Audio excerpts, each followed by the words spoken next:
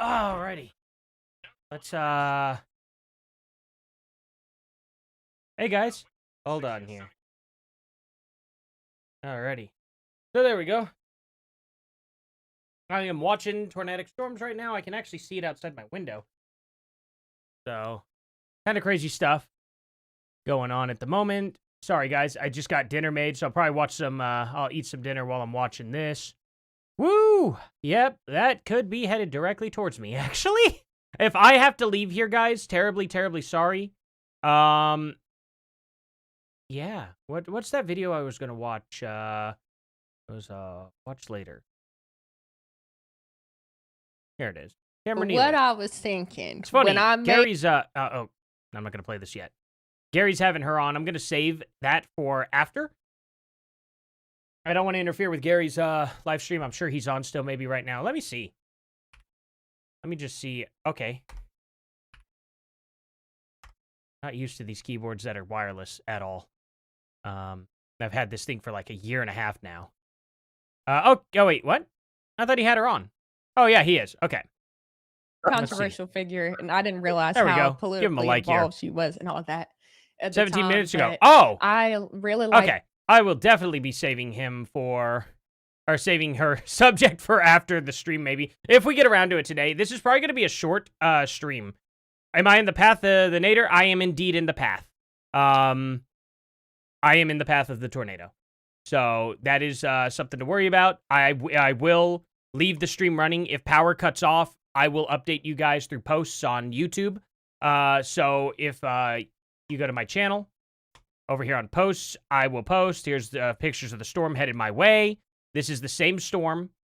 It is, yeah, things could get hectic pretty quick. So,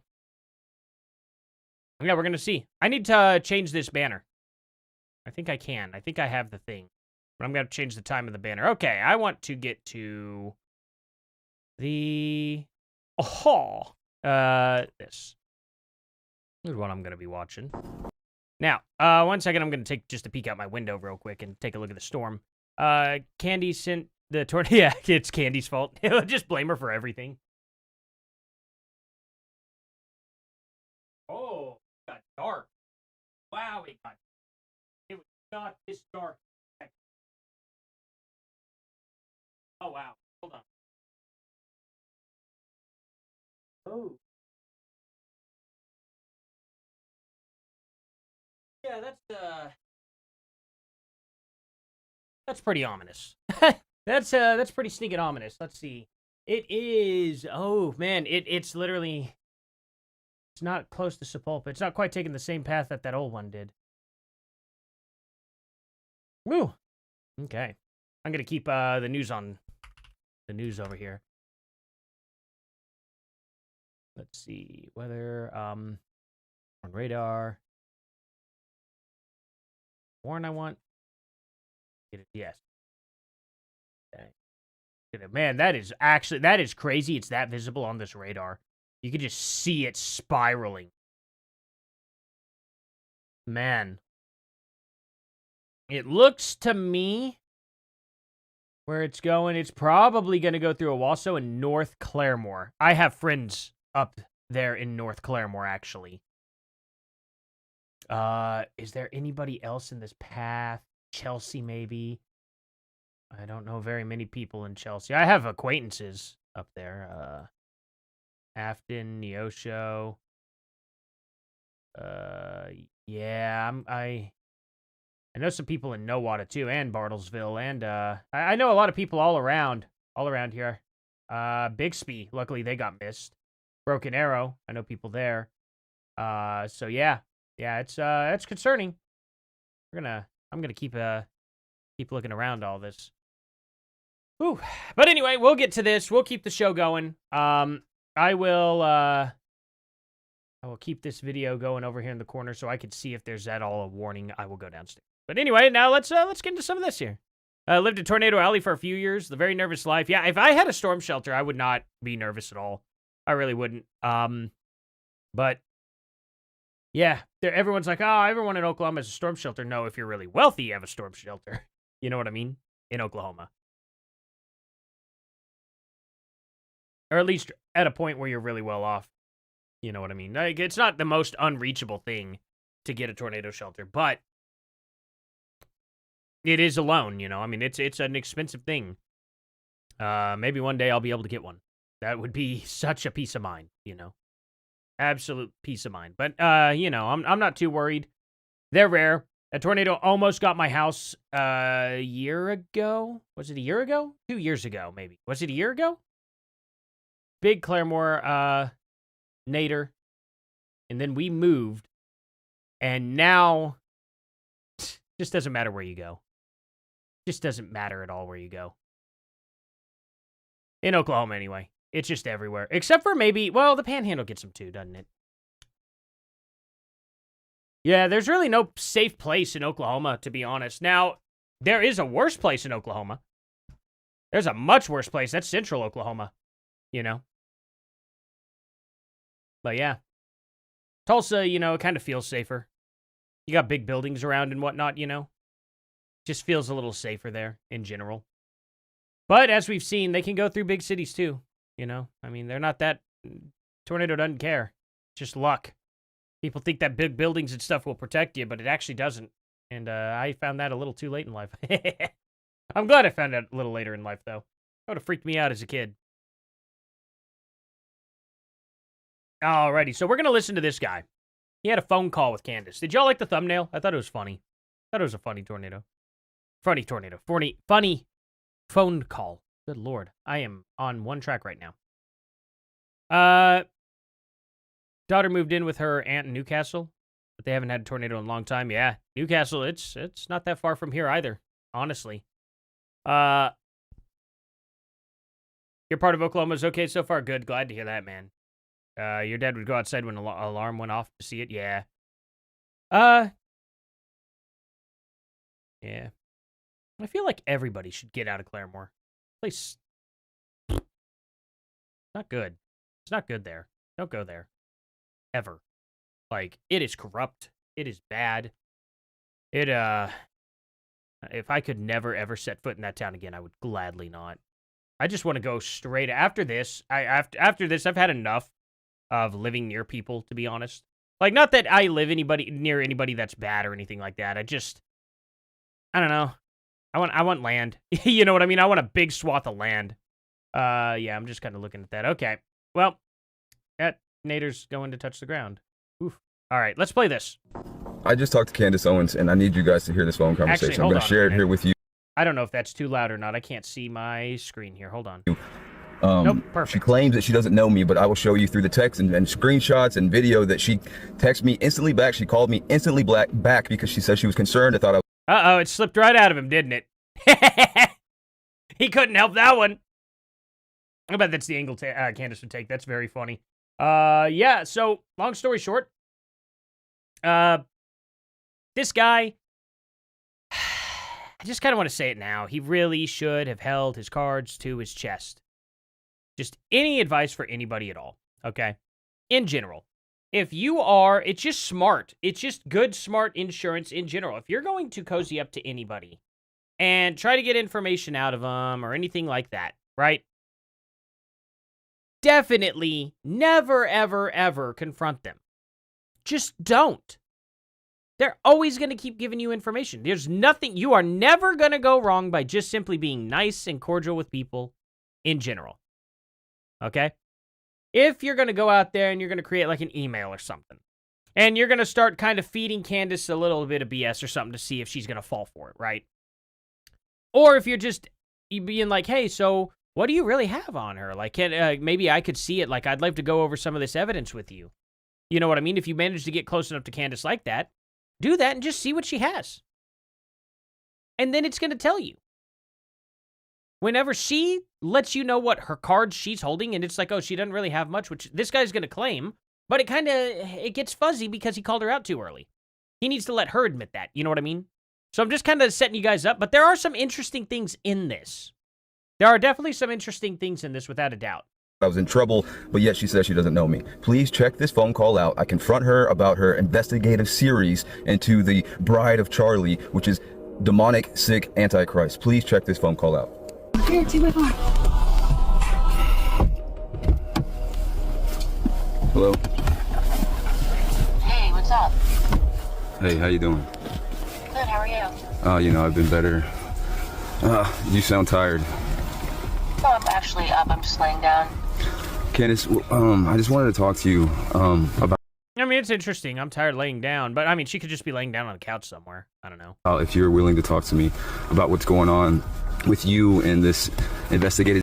But I mean, at the same time, also very just as likely for nanny's watching the kids and dad's off doing something else. Who knows? I don't know what they do. I'm not going to pretend like I know what they do. But I do know that they definitely have nannies. I'm going to eat this bowl of noodles with marinara and meat. This series that you're about to drop, because I'm hearing some things, and if you're a Catholic, is it not Lent right now? Is this the kind of things that we're supposed to be doing during Lent?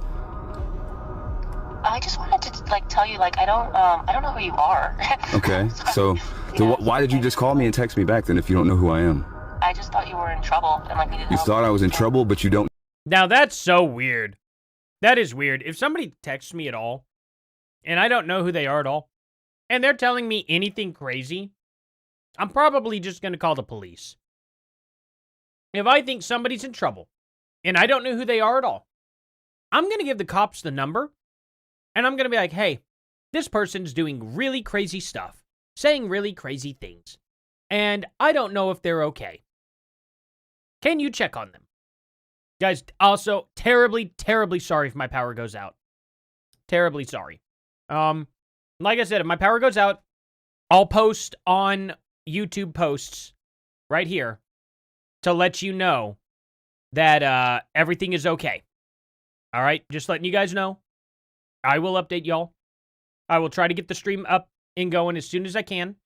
If I have to take cover, I am going to leave my chair and go down and take cover. So just let people know that I would be in an active tornado if, people are coming in going, where am I at? You know what I mean? Just in case. Tomato pasted cinnamon? Oh, it's some Greek dish? Nice. I'll have to check that out. Don't know who I am. That doesn't make sense, Candace. I literally don't know who you are. I'm really sorry I don't know who you are. So are you a Catholic, Candace? Are you trolling me? Candace, I'm asking you a question. We've talked on the phone before. I thought that I could call you and reach out to you. You are. You never told me. I told you my name. I've emailed you. My name's on the top of my email, Candace. Candace, are you a Catholic? The name's on your email. Yeah, the emails that you responded to me, my name's attached to my email. My name's there. That's weird. What are all these here? Hi, I just received your email and am reaching out. It's Candace Owens. Why no email? Because you sent your number in the email, so I assumed you wanted to connect via phone.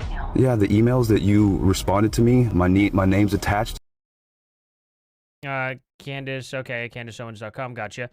I can also call you right now if that works. Shopping at T. Sorry, didn't mean to send that, just left. To my email, my name's there. Just so you know, my box is monitored by someone else, so I don't think I've emailed. Maybe I. Okay, what is this? Just so you know, my box is monitored. I'm at my computer now, just emailed you back. Yeah, you definitely got a fold phone. Nice, good choice. I'm here. Sorry, just a little freaked out. I don't want to be recorded. You have my word.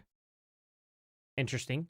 Monitored by someone else, so I don't think I've emailed. Maybe I have. There's been a lot of emails, but genuinely, I have not connected the die. I wouldn't lie to you. I just genuinely don't know who I'm talking to. I'm not. I'm at my computer now. Just emailed you back. I'm here. Sorry, just a little freaked out. I don't want to be recorded. Oh, he's saying I don't want to be recorded. She's saying you have my word. Gotcha. Well, I mean, you just called me back and you emailed me. I mean, you text messaged me back like you knew me. Maybe you were in trouble. So oh, but it's weird. So far, she hasn't addressed this though, and this has been out for a couple days. So I wonder. It's been getting it's been picking up some steam. I don't know if it's her or not. So I'm going into this blind for the most part. I'm gonna be looking into it more. Weird that you're gonna call someone back that you're worried they're in trouble, but you don't know them. You are just got out of bed, send an email, and it's you are just got out of bed, send an email, and it's oh. Yeah, it's I can hear it in your voice, honestly. Okay, amazing. The second thing I want to say to you is that this is very important. Be careful with lawyers, because if you have an employer, like you're saying you have an employer, they buy out the law firms. Employer, they buy out the law firms. Okay, Those are okay. just lies. Well, I'm asking you a question. Are you a Catholic? Yes or no? Yeah. So what are we doing during Lent, Candace? Releasing this regurgitated crap of everything. It's weird that she said it like that, too. It is weird. I don't know. Maybe she's suspicious. I'm not going to put, like, a whole lot of stock into this like that. But I do find it to be very, very strange. Sorry if I seem a little distracted, guys. I'm paying attention to this tornado, and I'm going to have to grab my kids and take cover if this heads our way. I've been seeing the power here kind of dimming a little bit. Hopefully it just... ooh, actually... let's see. Hold on. I gotta text somebody right now.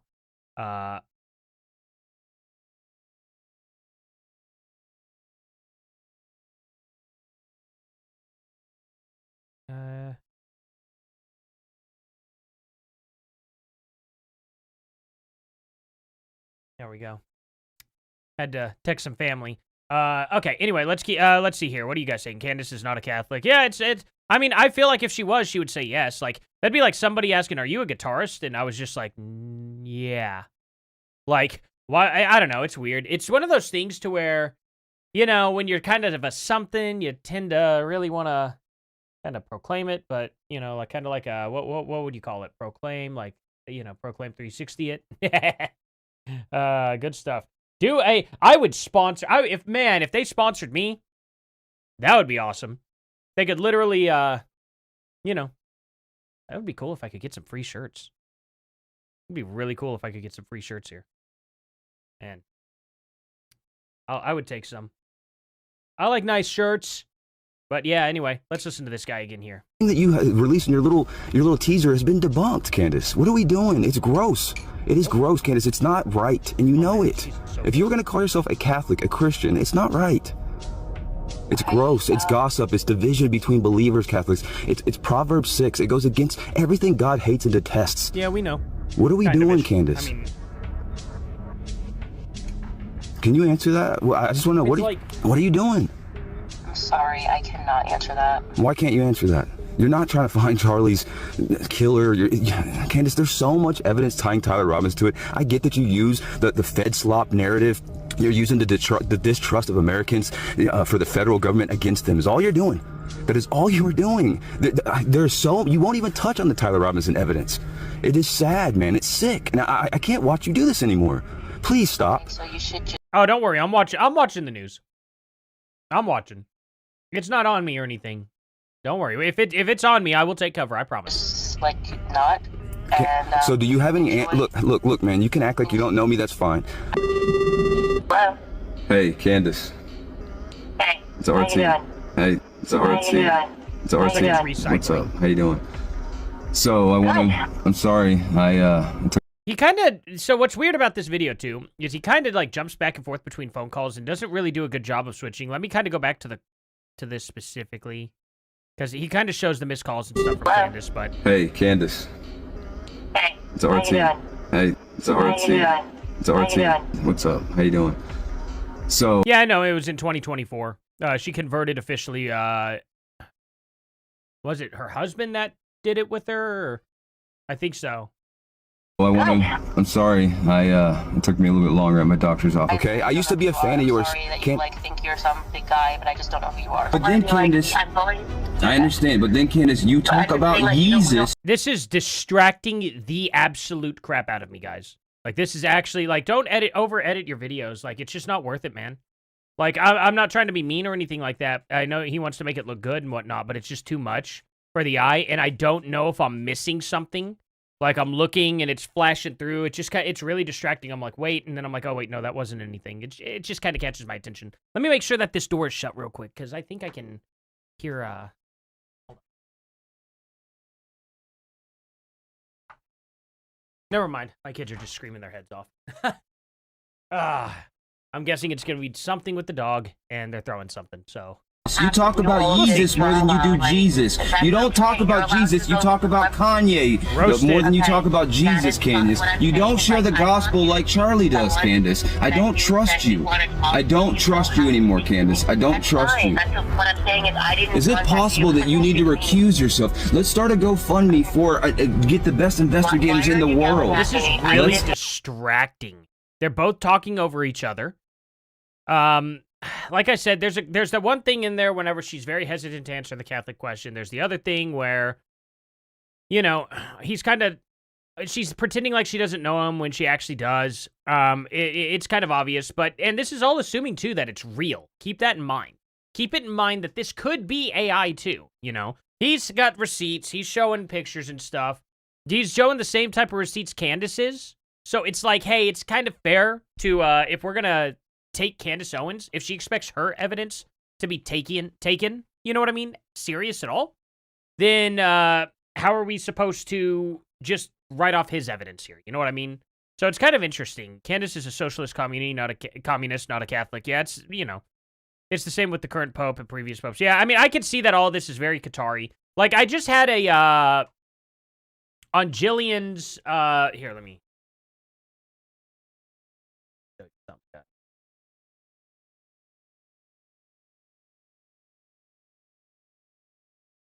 Okay.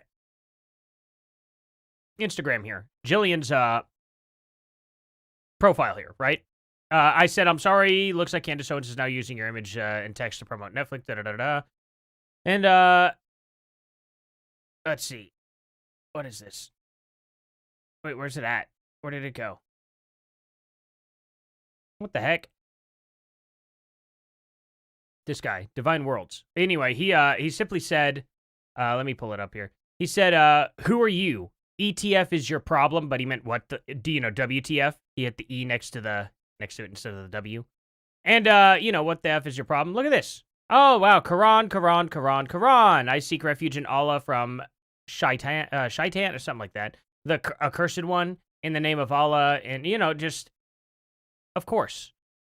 And I'm not sitting here going to say that every single Islamist is bad or anything like that, but it's weird that every time someone comes to Candace's defense, they just happen to, you know, be of that area. You know what I mean? Be of that faith, be of that thought. So it's just, you know what I mean? It's just, it's sus. It's very sus. It's sus how that keeps happening. So it is weird, right? It's like Qatar is definitely paying them, or at least some Middle Eastern country. I like to think it's Qatar, seeing that they just gave Tucker Carlson a house and land. Yeah, it's just, and he's all like, oh, I definitely moved to Qatar. And it's like, dude, you would not have said this a couple of years ago. It's crazy how corrupted people have become. It's sad. It bothers me so much. Don't ever let me sell out, guys. Don't let me do it. Make you call me. Why I understand that. This is like I very strange. apologize. Like, you contacted me, I yelling at me, apologize. like, I don't need this. Like, you can just go contact who you want to contact. I It's a very apologize. weird situation. You're just like, Is it possible, though? Can you answer that question? Is it possible you're too close to the investigate? You're too close to Charlie. I need to recuse myself from this conversation. I don't think I'm a big guy. I'm a small follower of Christ who's watching from afar. Recognizable voice or something. No, I don't. know who you are. How do you? I'm gonna hang up now because Okay. you just seem to be a little unwell. And then she hangs up. So, as you can see, that is Candace Owens. I did give her a call. I had to speak my mind. I had to tell her how I feel. Now, I've talked to Candace 3 different times on the phone. We met on New Year's Eve. We exchanged phone numbers. She told me I could always call her. We had a heated debate about the Charlie Kirk investigation series that she's doing. And after she dropped this Erica Kirk thing, I just had the Bride of Charlie thing. I just had to reach back out. And, you know, I didn't expect her to hit me back as fast as she did. And, you know, obviously, she's playing as a game saying that she doesn't know me, she doesn't know who I am, when she absolutely knows who I am. We've talked, and as you can see by her responding to me as quick as she can, she's concerned if I'm okay. Why would she be concerned if I'm okay? Worry about someone. I just really wish that he would have, if you got to a point where you've exchanged numbers with Candace, there's no reason to get into a heated debate, especially if she doesn't know what side you're on. Just play it cool. And see how much evidence she has. If she has legit evidence and she finally actually were to, like, I don't know, maybe she would have showed him evidence and it would have changed his mind, right? Most likely she would have shared that she doesn't really have any evidence, and that would have been information worth having too. And then we would have known if for sure. It's like, okay, Candace truly is flying off the seat of her pants there. You know what I mean? Like, it just wouldn't have... I just can't help but criticize the way this went about. You know what I mean? Because I absolutely would have played up to Candace, and I would have definitely gotten information. At least. Because here's the thing. I can always recognize that it's possible Candace Owens is telling the truth. Just really, really stupid about delivering it. Because you don't ever want to deliver evidence that doesn't have a conclusion for the most part. Or at least really strong evidence. She just can't seem to bring herself to do that. Which is obviously what makes everybody not trust her. Which is super valid. So it's one of those situations that if somebody managed to just squeeze out a little bit of info and be like, oh, wait a minute, there actually could be something back here. This is what's making her do it. I mean, I don't know if she would even divulge that, to anybody. But she's more likely to do that with somebody that she may trust. So if you're going to do something like this, just play it cool, Just play it cool. See what she says. Keep it to your chest. As I tell this is the thing. If Candace kept all this quote-unquote evidence right up to her chest, never showed her hand, and then started doing a video over Erica only when she found something really substantial, Candace would have won the respect of the entire internet. But she can't do that. And this fakeness and this, eager to show any type of, movement as to what happened very much makes it look like, without a doubt, that she is just out to get Erica. And that's most likely what's actually going on. I mean, Occam's razor. So it's just unbelievable. Absolutely unbelievable. Southern Baptist, I think, is there a difference between Baptist and Southern Baptist? Because I've been going to a Baptist church. One thing I need to ask my pastor. Well, the Nader seems to have fizzled out pretty decently well. I think, do I have,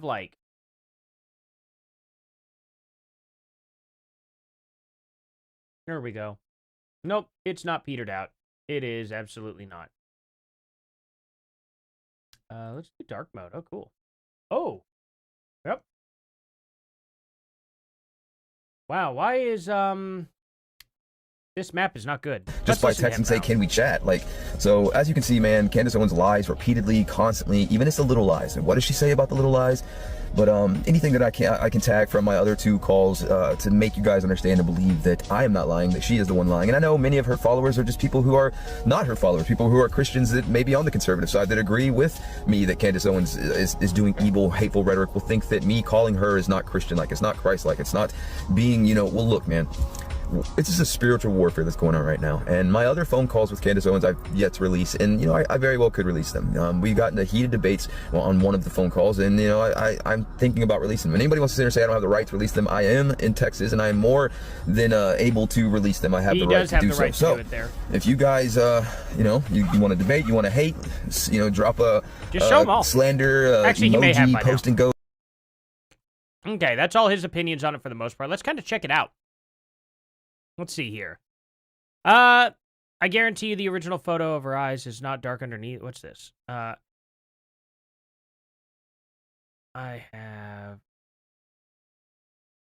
don't know. Oh, they're debating something. I have no idea. Let's see.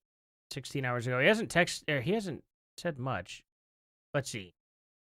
No Mama King, my Candace Owens fans. Love y'all, but stop stealing other people's truths when you got none your own. What's he talking about? Didn't you hit me with maybe you're conditioned? Maybe your position's a little weird, a little off?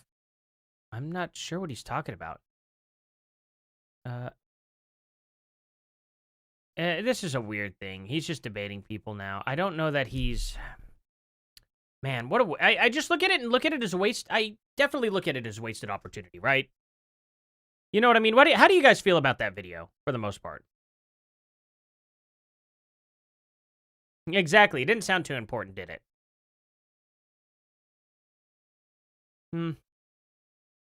Let's see. Hey, how's it, Loon Sea Guardian? Been too long? Has it been a while, man? Dang. How long? How long has it been? Wait, yeah, it didn't make a whole lot of sense. I mean, it has a couple of gotchas in it. Don't get me wrong, but I'd like more than gotchas by far. We're gonna go over what this stuff is soon too, but let's just kind of cruise about. Let's see what Candace is doing today. It's her favorite holiday, Shabbat Shalom. So, let's see how she's doing. There we go. Why did it start me off so far at the bottom? Weird. Okay, February 28th, Candace retweeted, wait, is that it? Oh, how's this up here? Oh, she just retweeted it, okay. What was it? You don't have to choose your orders over your conscience. Oh, wow. Service members, if you agree Trump's war on Iran is wrong, you don't have to participate. Candace Owens is, let's see. Is early trying to get our troops to turn on America. That's crazy. This is actually crazy. This was Project Monarch, their persecutor, or the precursor to MK Ultra. This was the real science that we've imported to America via Operation Paperclip. They abuse clips to... good lord, I can't read today. They abuse kids and create mind-controlled slaves. Learn the true history of what... I mean, I would like to see proof of it, though. היי, אני שושנה סטרוק, גדלתי ביישוב היהודי בחברון. Yeah, I can't understand that, though, unfortunately, so... I don't know. Maybe I'll watch through it later. See what happens, right? Oof. Yep. Israel's war room is really upset about the prospect of American men and women refusing to serve. I rest my case. Like, this is just... yeah, this is bad. Yeah, this is really, really bad.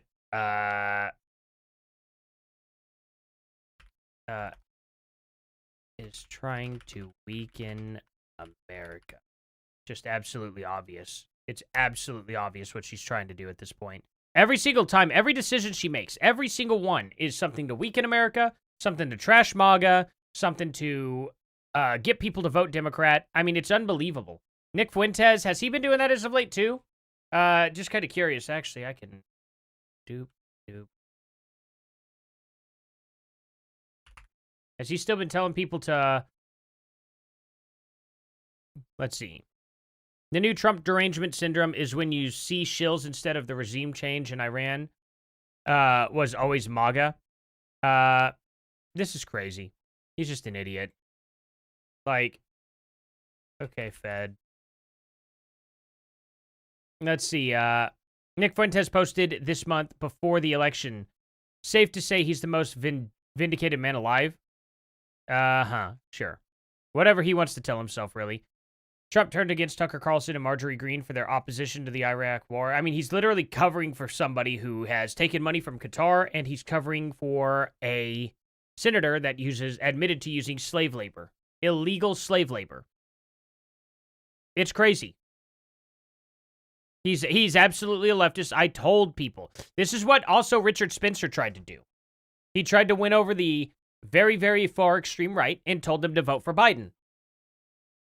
Nick Fuentes stepped right on into Richard Spencer's shoes. It's exactly what he did. And now he's telling people yet again to vote Democrat.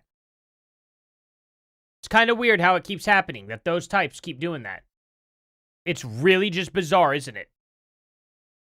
Still better than Kamala? Yeah, obviously. Obviously way better than Kamala. Man, wild. Let's see. People who lied, paid bots, Fuentes. Yeah, exactly. Exactly. Let's see what else is going on with Candace here. New Father Chad Ripperger says he is convinced a large percentage of the world's elites are satanic, PDFs, warns of danger of power. The veil drops too much and people start rising up to take power away. That's when it's going to get ugly. These people have their hands on the levers of power and they're... okay. All right. Yeah, that's true. Is there anything else I missed here? Could this be a religious war designed to rebuild the third temple on the ashes of Al-Aqsa? Hope not. let's see. What is this from? Is this literally from Revelation? Let's see.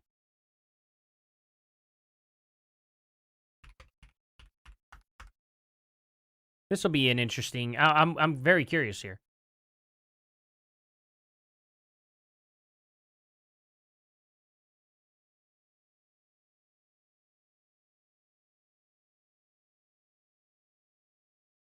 Let's see. Let's get rid of this. And we'll do, yeah, quick answer.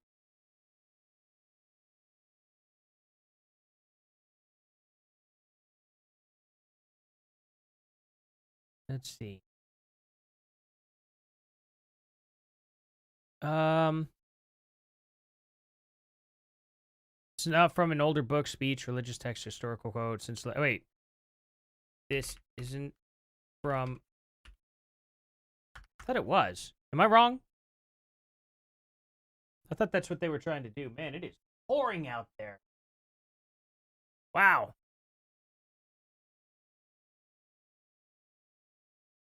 Ooh, is that Native North? Yeah, it is. It's in. Ooh. Yeah, it's not good. That ain't good at all. Yep. Well, I don't think the tornado's gonna even come my way now. But man, it's still going. Oh, this is really taking its sweet time, isn't it? Rebuild the third temple on the ashes of or close variants on the ashes of Al-Aqsa is not from the book of Revelation or any other part of the Bible. Never mind then. I have no idea what he's talking about then. What is this?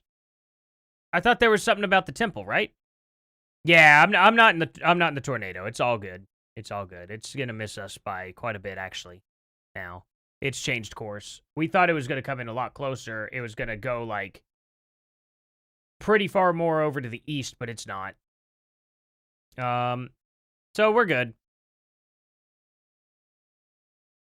So first of all, yes, it does get me a lot more views, by far. But second of all, I also really, really don't like what Candace is doing by absolutely putting false information out there, or unverified information at a bare minimum out there to the public. And it's clear to me that this is a campaign to totally destroy Charlie Kirk and totally weaken America. And I'm trying to warn people against it because the midterms are coming up. She's going to have a lot of influence on the midterms. Her, Nick Fuentes, all these other people, they are going to have an impact. And this is like worst case scenario. So I'm trying to snap people out of this. Because at this point in time, like Nick Fuentes is literally telling people right now to vote Democrat. Candace Owens hasn't come out and said vote Democrat yet, but I don't think she's going to say who to vote for until at least it gets closer or something like that. Like, or she might not at all. So it's one of those situations that she's going to keep flirting around with it and keep advising people to go against Trump. Now, Marjorie Taylor Greene has completely gone against Trump and is saying that he lied on the campaign. He absolutely has not lied whatsoever about bombing Iran or anything. He has been saying that Iran can never have a nuke, and he even said that in 2013. He was very, very clear. You know what I mean? And it's just one of those things that, I mean, when Charlie Kirk himself, like, talked about Trump striking Iran the first time, guess what happened? Charlie Kirk sided with Trump. So it's crazy that Candace is going out there and saying that no, he did not. We absolutely have the tweets. We have the video of exactly what he said. So it's just one of those things that's really, really frustrating. You know, it's really, really frustrating to have Candace here sabotaging the midterms this way. And for what? Probably a lot of money. So, do not join or remain in the United States military. Trump has betrayed America and expects you to die for Israel. There's no honor in being led by dishonorable men to your death. Not one of our guys is on the ground. Like, what are you talking about? Yeah, Nick was not a conservative. By the way, just letting you guys know, my name is also Nick. So I do a double take every time I see it. Oh, why did I like that? Why no, I don't want to just I am not thinking clearly at all. Man, I slept really good too, but I still feel tired. So anyway, this is insane. Let's see. I don't want to go through all my notifications right now, actually. Why Christy Gnome's husband stayed with her despite the alleged affair with Corey Lewandowski. He is cut. Let's see. Her husband, Brian, is worth $4 to $6 million from insurance, real estate, political, divorcing her. I don't know. Because of the power? Yeah, exactly. Exactly. What? What? What is, like, this is crazy. I love that movie. Goldmember's amazing. I don't remember him saying that, though, but that is very funny. Alrighty, let's see here. Where is Gary at? I wonder, well, he's going to still be on. So I'm going to find something interesting. We're going to find something interesting, and there's all these, Epstein files and stuff that are out. Let's see. SF Mayor Lurie walks away as security officers injured in Tenderloin clash. I don't even know what to say about that. I don't know what to say at all. The Tucker Carlson stuff looks like it's pretty on point. Teen gets life sentence for ending parents and Trump. Oh, wow. Wow. Okay. Yeah, that's insane. All right, well, that sucks for him. I think I covered this earlier, like, what, a year ago or something? Gadsad breaks with Tucker Carlson over Jewish conspiracy claims. Well, there you go. More than 500,000 views since last night. Let's see what he said. Whenever I see an individual with whom I have had personal relationship take positions that are deeply concerning, I face a conundrum. On one hand, I feel a sense of loyalty towards our relationship. On the other hand, the highest objective is to defend the truth. Hence, it might take me longer to criticize someone publicly if I know them personally, but even eventually, it feels inauthentic to stay silent, but deadly. I couldn't help but crack that one. With that in mind, I am having a hard time understanding what has transpired with Tucker Carlson. In the past, he had invited me on several occasions on his former Fox News TV show. We had some great exchanges, and I shared great intellectual complicity. Complicity. Jeez, I can't read very well today, guys. On many important issues. I had also visited him in Florida to do his long-form Fox Nation podcast. He was lovely and gracious with my wife and kids. I really liked him. We texted on several occasions, and again, there was so much warmth in our exchanges. For example, I reached out to him when I heard of his dad's passing. I recall when my cousin had publicly chastised me for being friends with Tucker, a position that had then made him angry, in a very naughty word way. That said, perhaps my cousin saw something that I did not because I'm having a very hard time understanding Tucker's positions over the past year or so. His most recent conspiracy about Chabad is astounding. When I was a doctoral student in Cornell, I befriended Rabbi Eli Silberstein and his wife. Well, now it's either Hannah or Chana or Shauna. I have no idea. Too many CHs here that all sound differently. Who was a fellow PhD student with whom I took at least one doctoral course in psychology. They would invite the entire... Oh, they're going to sit here and Candace will make a big deal out of this. Psychology. While I do feel like psychology is just a quack science for the most part. That's what it is, a quack science, you know? At least in my opinion. Oh, great, another tornadic storm, really. Just can't get rid of them today. This one might actually come up. Hopefully not, but man, we keep getting in the path of these. That's a bummer. Anyway, they would have invited the entire Jewish community for Shabbat dinners. Oh, they have it every Friday? Man, they really were the inventors of TGIF. Why are people mad about that? That's crazy, right? Nick Fridas? Yeah, I've heard about him, right? Like, I need to check him out. If it's Candace, she's from Connecticut. Oh, maybe. What is Brandon Tatum? Nick Fridas is what Brandon Tatum should have been. I'll have to check him out. Psychology is philosophy for morons. I think philosophy is almost as bad at times, but it just depends. Did you cover Candace's article where she says cheating on your spouse is romantic? Yeah, oh yeah, I've covered that several times. That came up a lot when she was at Daily Wire too. And it also came up a lot when she was at 2POSA and, well, did it come up with PragerU? I can't remember. But I know it came up when she was at Daily Wire. Let's see. I believe it's junk science, and I'm on hydrophone and nerve pain. Oh, is that what you're making fun of his, wait. Maybe I missed it. They don't do, but, oh, it makes it tolerable? Man, I'm sorry to hear that. No, that's not good. Yeah, that sucks. I don't know. It's just one of those things. You know what I mean? I mean, there's some psychology that works. Don't get me wrong. It's not like I haven't seen psychology that doesn't work. But it just ventures too far into the unknown a lot of the time. And you don't have necessarily a full understanding of what people always mean, especially when they're on the spectrum and they're a little crazy. It's just easy to miscues. I mean, not everybody jives well talking to each other, you know? And a psychologist can't necessarily always break that. So, it's just one of those situations that it's never foolproof. Okay, here we go. Man, this is a long time. Long rant here. Okay, anyway, he says, I hope that Tucker finds his way back to reality. He is a great communicator who can be such a force for good. Should he ever wish to hold a chat with me, I'd be happy to oblige his invitation. I hate to say this, but some of the other conservatives within his satellite appear to have taken a similar dark trajectory.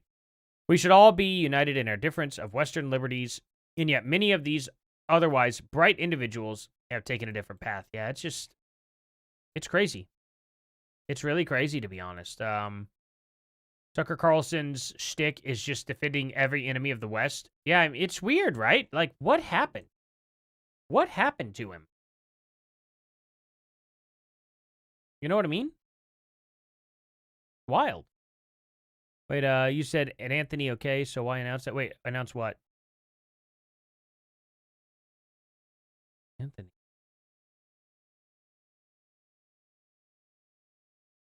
Wait, am I missing someone?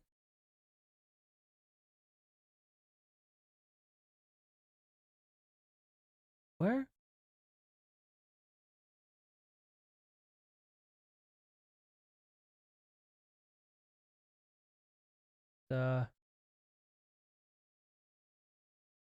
Who's the one guy with the beard? Some ex-military. Oh, are you talking about Paramount Tactical? I don't know. Who are we talking about? Who's Anthony? I don't see him. That's weird. Where don't I see him?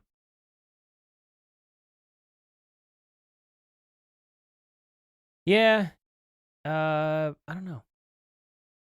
I don't know what's going on. Apparently something with his demon attack was real and he lost. It's possible. I have no idea. He could just be full of crap and be a shill too. I mean, you know, it's just weird. Very, very weird. But hopefully, I don't know. Hopefully we get to the bottom of it. Hopefully we find some info. That's what I would like, you know. He gave a huge platform to this person and has been silent ever since. I thought Charlie was his friend, you know. It's weird. I don't know what's going on. I really don't. I really, really don't. What's happened to Tucker Carlson? Yeah. Ooh. Man, crazy stuff. Was that even? Oh, you guys can hear that, huh? Oh, anyway. Let's see. You're good. He just made a rude comment and I replied. Oh, wait. Oh, I just didn't see him. I don't see his comment at all. It's weird. It's, yeah, really weird about it. I'm kind of looking for it. I don't know. Oh, wait a minute. Maybe I found it. Anthony. Oh, I really like your channel, but I had to unfollow you due to the fact that you talk too much and you don't play enough for the video that you're highlighting. Well, I played the whole video. So go ahead. Yeah, man. We'll see you later. Either it'll come back or go away. I really don't care, man. Like, it's like you expect me to be able to just know what you want first, and then you're like, oh, I'm unfollowing you right this second because you didn't do exactly what I wanted. And even though I've never told you, I'm gonna go ahead and just tell you right now, I'm gonna unfollow you. Like, that's gonna make anything better. You know what I mean? And if you don't like the way I do things at all, like, good God, dude. I play videos 99 times out of 10. Right now, I'm not playing a video, and all of a sudden you're mad. It's so stupid. Childish. Like, what do you want me to do about that? Really? I should just do exactly what you want without you ever saying anything or giving me any info. Imagine having that. You know what I mean? Oh, it autocorrects my name to Party Rolls. I should get fatter. I'll stop hitting the gym. I'm going to stop eating good. This is kind of a trash meal here, but it's so good. Lots and lots of meat, though. Lots and lots and lots of meat. That's what makes things really good about it. And I need to actually eat. But, whatever. I'll scarf it down over time.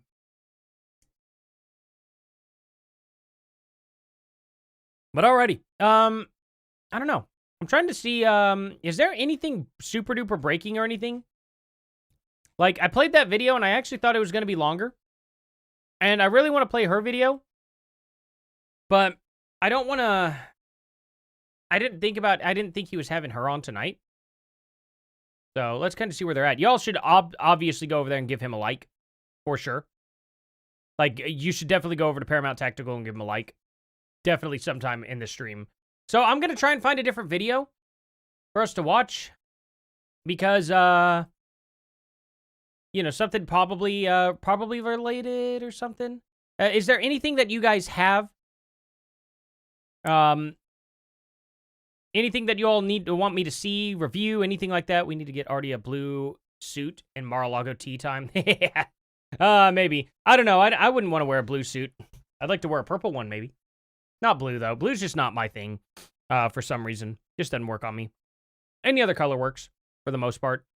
Probably not yellow. I don't think that would look too good. But, black suit, purple tie. I like that. Or just, like, mostly black suit and then a purple shirt and some sort of, like, pop-it-out tie. Green tie, maybe. That'd be cool. I should do it in my channel colors, actually. That'd be funny. Hey, I appreciate that, Kelly. Thank you so much. Stop talking? Oh my god. Oh, okay. Wow, that made it fun. What a great stream. Is this the stream you enjoy? Is this what you enjoy? Okay. Anyway, as I was asking, you know, listen to Gardevoir's song. Yeah, I'll have to do that a little later on. I'm trying to find a good, like, is there anything you guys know of that, like, goes into Candace Owens? Actually, I may just... I don't want to do that to him, though. Never mind. Is there anybody... I'll do this later. Maybe I'll do it tomorrow. Let's see if there's anything else. You know what? Candace Owens... Okay, that's... actually, I'll just type it in on here. Let me just see what's going on for the news today on this. Because there's a couple things I just don't... let's see. Watch Ian Carroll, you're low. Oh, God. Really? What's this? Who's Red Pill Bot? Ian Carroll on Tucker Carlson shows exposed Epstein was holding bank and money laundering from Benjamin Netanyahu. Money launderers are what they say. You get to the end of that line and he is getting into the actual human trafficking side of it, the blackmailing side of it. Money launderers are the node that all criminal networks have to flow through. His microphone is just constantly clipping. And he's got it like... how would I put it? It's not that it's clipping through his OBS system or whatever it is he's using, but it is certainly clipping on his audio interface side. So that's why he sounds a little fuzzy. Money laundering is the network, the node that because it's not just like money laundering for criminal stuff. It's also if a billionaire wants to shelter their taxes or wants to pay less in taxes.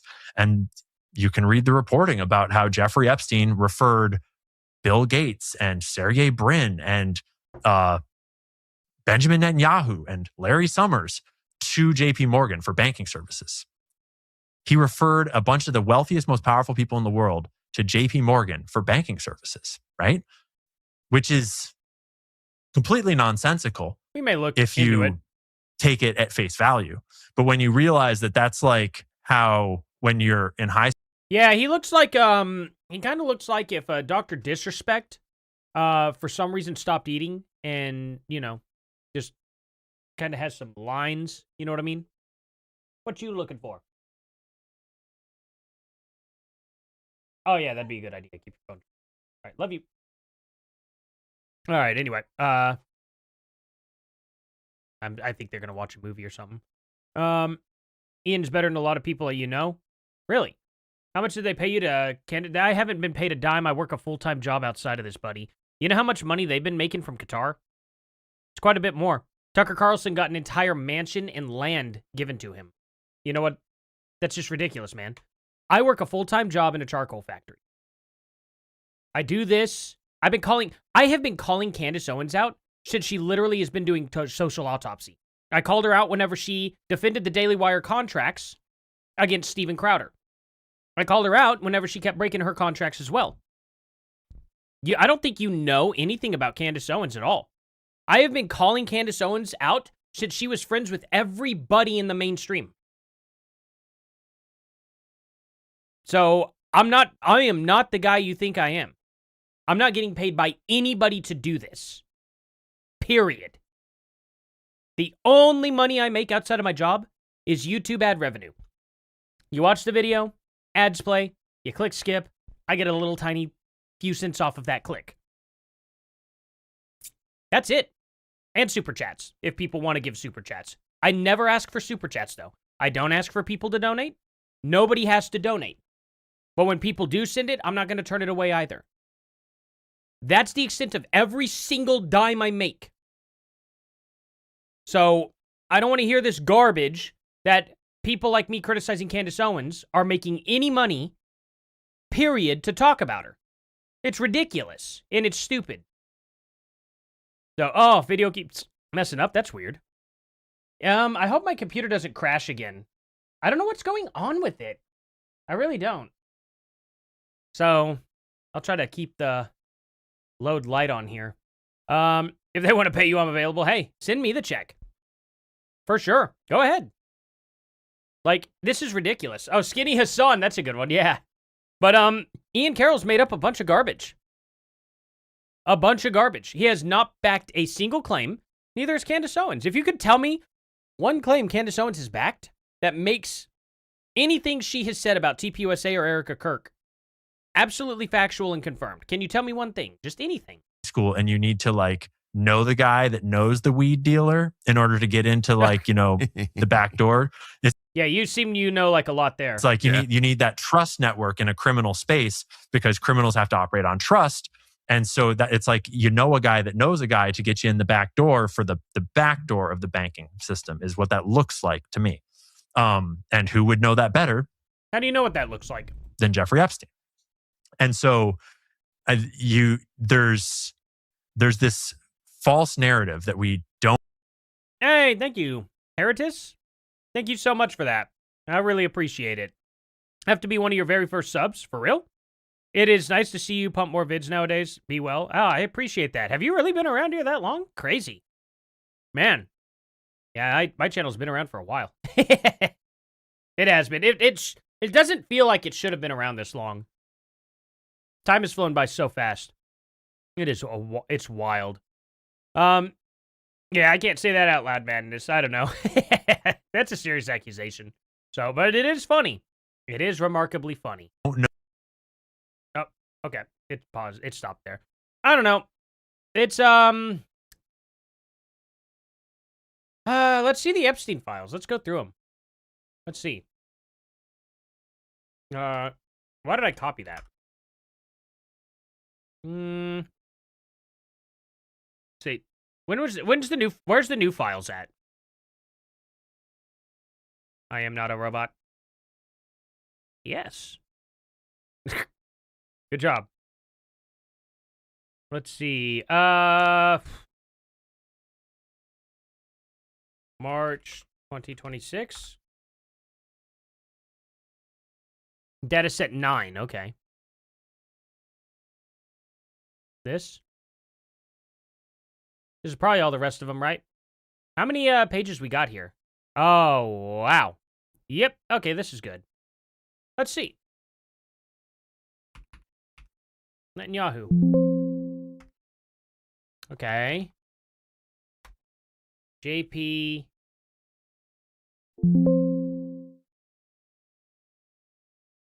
JP. Wait, what?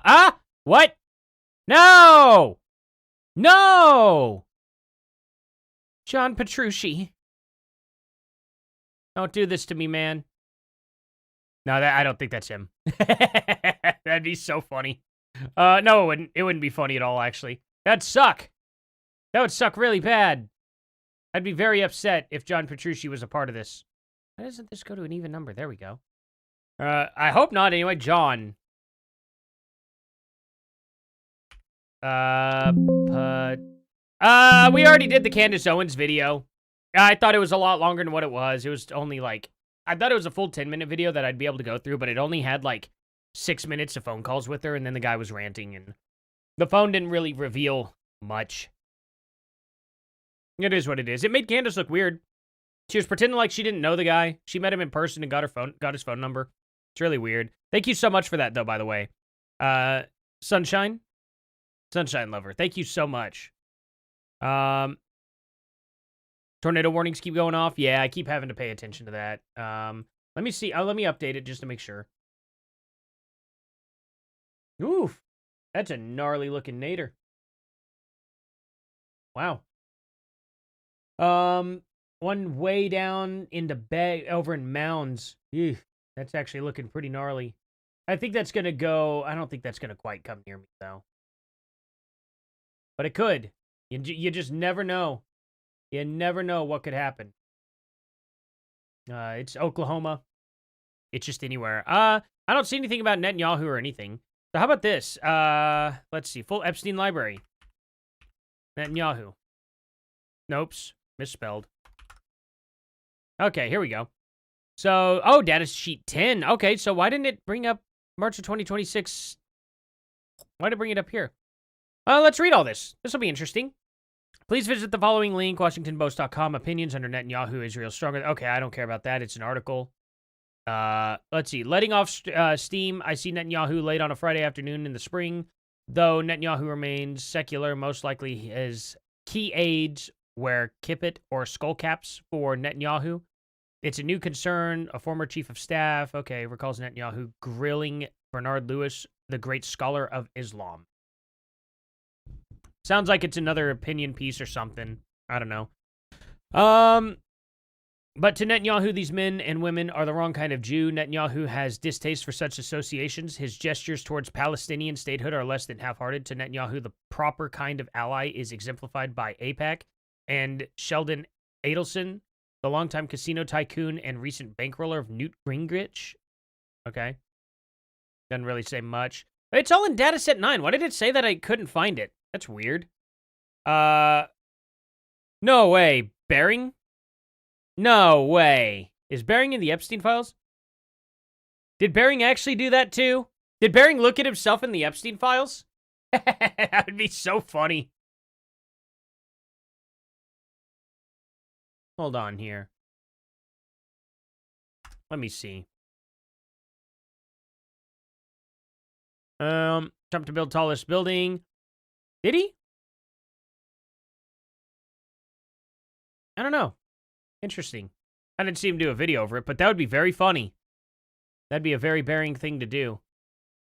Let's see. Okay. Let's do it. Bering.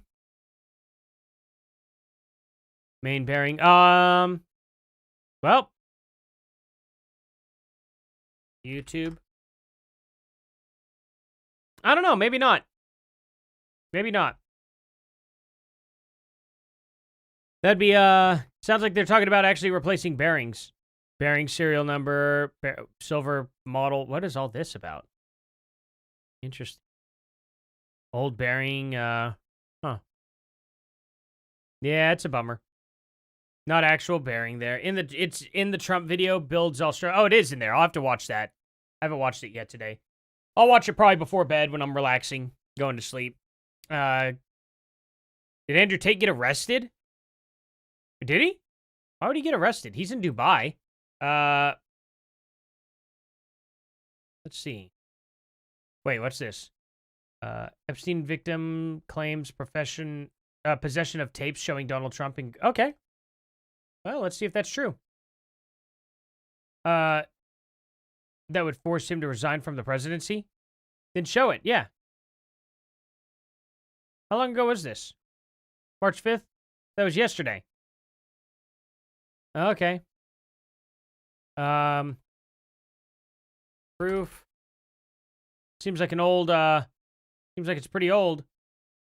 Okay. They don't even say, it updated a minute ago, and it doesn't even say no proof has yet been provided that this was posted 19 hours ago?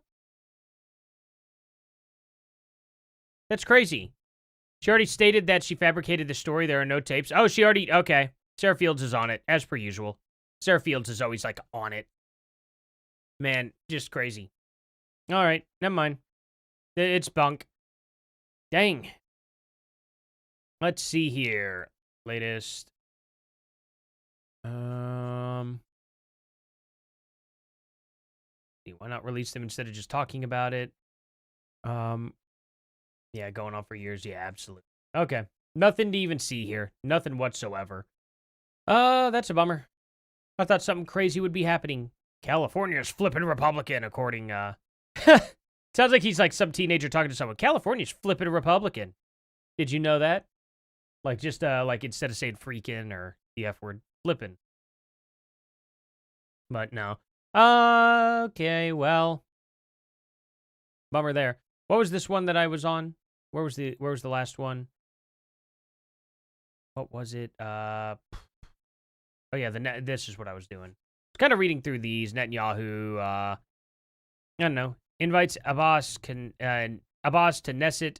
Abbas blames Israel from JNS News. Okay, this is all. Okay, or Iran. Netanyahu said that the threat of nuclear weapon, or the threat a nuclear Iran possesses, is not behind us. Okay, so the files confirm that Netanyahu really thought that Iran was going to have a nuke. That's kind of something, isn't it? For a lot of the people that are like, oh, he definitely is just doing this to start a war or something like that. It's like, well, even the Epstein files confirm that he is legitimately like, hey, this is concerning, you know?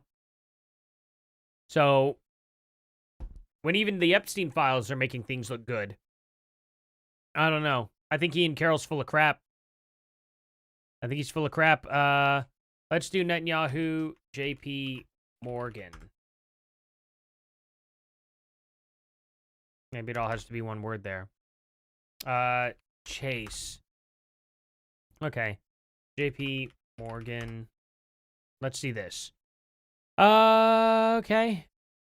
Well, that's a lot from JP Morgan. Let's see. Ooh. Yeah, JP Morgan obstructed. Man, throw him into prison. Seriously. Let's go to Jadis Sheet 11. Oh. Oh, never mind. Yep. Don't know who that's from, so I don't know.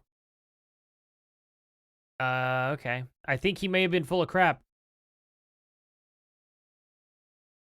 Let's see.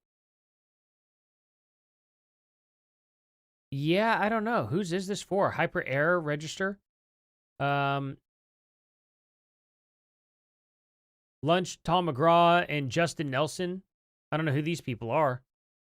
What do you guys think of this? You know, Iran ex-leader have just stated that they would drop them on not just Israel, but... Oh, yeah. Let's look at some of this, too. Why not? Let's see. Trump, Iran. Let's just do that. Okay. Apparently that was hard for X. Justin, President Trump on Iran. Let's listen to some Trump on this. Their army is gone. Actually, let's see the whole thing. What is this from? About, look, their navy is gone. Their community. Where's his full... You know what? Let's see. What do I want to... White House problem. White House will have it. I don't want to just go to Trump's page because the White House will reshare it. Let's see what videos have come up. Fact sheet President Donald Trump. Okay. Might as well see what's going on with Iran. He's definitely uploading or showing clips. Okay. Here's this. An hour long. We could kind of check this out for a bit. Only going to get worse. Okay. So we have to save. We could do this. This will be good. College sports. And we can keep up with Iran, stuff like that today, for the most part. We have to save our Olympics. Again, beginning of the stream had the Candace stuff. Maybe I'll update the title here.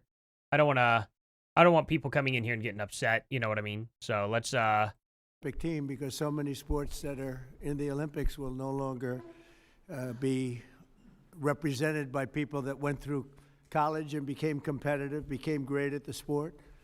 We won't be anywhere near what we were. I think it's just a very, very important meeting. We have the most important people in college sports and really beyond. And what I'd like to do is I'll say a few words. I'm going to ask Marco and a few to also Little say Marco. a few words. And I'd like to take your suggestions. Oh, let me turn this up a bit. I didn't know it was so speaker. quiet for y'all. I have it pretty loud on my end. John Thune is here or represented. We have some of the big politicians, senators, Congress pretty big. people that can make it get approved. Yeah, because we have to go through. I guess we have to go through. A lot of people said they weren't very big, but I said they're huge. I'll probably do it anyway. We'll do an Something like that. executive order. We'll see how it works, because it would be a really nice. I have a really nice, simple idea, but we'll go through this process, and maybe I think we'll get it through Congress. We have a good chance. I think it'll be very bipartisan. And I just want to thank you all for being here as we stand up for one of America's greatest and most Don't want to eat my own hair. beloved Or get anything in my hair, institutions. really. It's called college Would be icky. athletics, which is true, means so much. I want to Pretty dang thank old licky. Secretaries Marco Rubio, Scott Bessent, Doug Burgum, Howard Lutnick, Linda McMahon for being here, and also Speaker of the House Mike Johnson doing a great job, Governor Ron DeSantis, Kind of sucks to be named Senators Mike Ted Johnson. Cruz, Eric Schmidt, Leader Steve Scalise, Representatives Lisa McClain, Jim Jordan, Brett Guthrie, and Lori Trahan. Thank you all for being here. We have some great people. Condoleezza, thank you very much. I see you over there. Great to have you. Great to be with you. A very special welcome to New York Yankees President Randy Levine, friend of mine for a long time. I used to sit with George Steinbrenner in the box. It was one of the most difficult days of my life. I would always be, he liked me, I liked him, but we both liked very few other people. We never kissed. And we had a good time. We won a lot of games, right, Randy? We never lost. We never lost, actually. And a great Whatever I do, don't champion look of behind me.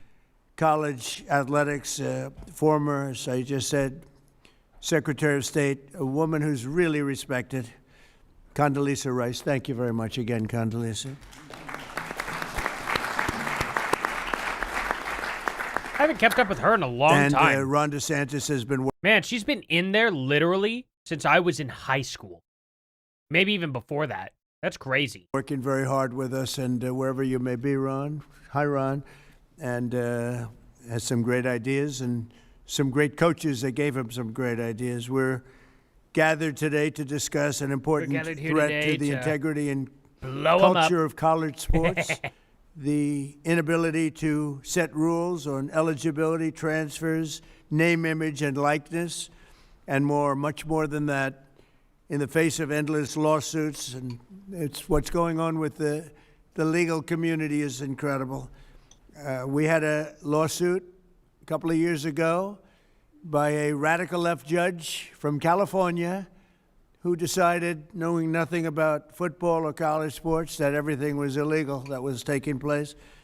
And I don't think it was ever appealed. Nobody can find out if it was appealed or not. But you can win an appeal. I think I win more cases on appeal than I do in front of some judges that are not very good. But it was a horrible, incredible ruling. One judge didn't even take a bath. And it threw the sports world and the college athletic world into tithers. And that's where we are right now. It's crazy things are happening. Young people are being signed, 17-year-old quarterbacks, for $12 million, $13 million, $14 million. We have a 7-year freshman. You know, we have people, we're seeing things that we've never seen before. We have college players that don't want to go to the NFL because they're making more money in college, right, Jim Jordan? And a lot of really bad things are not good. happening. Yeah, you can't make But money in basic college like questions that. like who is eligible to play are now Not supposed to, virtually anyway. unregulated and decided randomly by judges rather than by reasonable, agreed-upon rules that could be very simple and very simply drawn. Hey, thank you so much, Bria. I wish I could give that a like, but it doesn't let me do that to super stickers for some reason. But thank you. Genuinely, thank you so much. Artie, I hear some dipstick from North Dakota. John Thune won't pass the SAVE Act. Well, we know what to do with him. So this has grown into a We won't vote him back challenge. in. We Hopefully, have anyway. Hopefully, some of North the best Dakota makes the right sports decision. agents here, Sorry, talking over Trump. Hopefully, North Dakota makes the right decision. because I think they'd like to see it solved, but maybe not. I'm not 100% sure about that. But they're represented. We have everybody represented today, just about every group you can think of. But it's grown into a major challenge that threatens the future of college sports and really colleges themselves, because many are going to go down the tubes. It was announced that Penn State, their athletic division, lost $535 million That's a lot of billion this dollars. last year.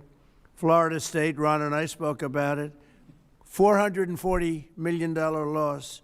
It was just announced that Rutgers lost $95 million, and they're doing all sorts of things to try and save. Literally, the left right now is doing everything they can to take a picture of that hand right here in this jar. Guarantee it.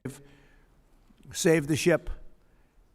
And I think those numbers are nothing compared to what's going to happen. This is new. Yeah, I thought she did retire. This just happened. I thought that too. Those Maybe she numbers came are out. gonna go to levels that nobody's ever seen before. If you had no salary cap in the NFL, you'd see staggering losses. We have no salary cap in colleges. Colleges are going to have, unless something's done, unless we solve this problem. And I think probably today, and we're going to ask for ideas that, you know, not that we don't have to take months. We'd like to see if we could do it Yeah, for I'm next disappointed season. in Rand Paul. But we have, and we Rand Paul certainly ain't his daddy. It's unfortunate. Very unfortunate, in my opinion. certainly have the brain power. We have tremendous knowledge, far more knowledge than I have about this subject. But it also poses special dangers for women's sports and our Olympic pipeline. Women's sports are being canceled all over. It looks like well, in my opinion, it looks like a kidney stone. But what it actually is it's like a water glass cover to prevent like dust and stuff from going in. He's probably sitting outside. It's like right in the entryway here, but I think it goes to outside or something. And maybe it's a little windy out or something. For the country, just so we understand. Women's sports are in deep trouble, other than one particular women's team. That's Miami, where I have my granddaughter on the team. They canceled men's golf, but women's golf is doing just fine. I'm only kidding. But they are canceling golf. They're canceling wrestling. They're canceling fencing. They're canceling even basketball. They're canceling fencing. Man, I wish my school had fencing. I would have signed up for that in a heartbeat. That would have been a lot of fun. Are you kidding me? Like straight up fencing? Wouldn't that be a crazy sport to get into? It looks like it would be a lot of fun to me. I would absolutely love to get into fencing. Well, I thought that would be maybe immune, but it's in trouble. And it's all going to football, but ultimately brother a football is drinker? going to be the worst laggard of all. It's not going to be affordable, and it's going to take down practically every college. In my opinion, it's going to take down virtually every college, or every college that wants to be, they think they want to be competitive. Under the current system, educational institutions find themselves in a financial arms race for athletes in sports like football and basketball, and both of them, but basketball is being hurt very badly. It's being dominated by football. Last July, I signed an executive order to stop destructive pay-for-play schemes that are all over the. Yeah, I'm wary of Rubio and the way that he acted back when Alex Jones confronted him. And he's just got very neocon tendencies. And so it makes me a little hesitant. I don't know if he's genuine or not. I'm just going to have to wait and see what he does. And he's been doing good so far. But it makes me wonder what he would be doing if Trump was not the president. You know what I mean? That's just what makes me hesitant. But, oh, his brother. I didn't know his brother died of alcoholism. I know a lot of Trump facts from back in the day, but I don't know all of them for sure. I don't know much about Trump's family at all. I never really delve into that stuff. Just kind of seems, you know, it just seems like, it would be boring. I don't like reading about people's families and stuff, really. Let's see. He lost a bet with his sister. Looks like I'm going to be helping her out tonight, if you know what I mean. Later, you guys. I don't want to take it the wrong way, but I hope I don't know what you mean. I don't know why you could have just said I'm going to help your sister out tonight. But you lost a bet and you're helping her out tonight, and oh, you're cleaning her car. Okay, that clears it up. I won't go any further, man. It's just the way that was worded. It was just like, wait, now hold on. Hold on a minute. That seemed a lot worse than what it intended to be, and I was right, so sorry about that. Place and keep college athletics rooted in the traditions that made it great. I thought we had a great system, frankly. I thought we had a system that should have been appealed, and it could have been maybe perfected a little bit. But it took close to 100 years. It was developed over 100 years. And one judge that knew nothing about sports, knew nothing about football, knew nothing about Olympics, knew nothing about anything, just decided everything was unconstitutional. It's crazy. But only Congress now, it looks like, can deliver a permanent fix.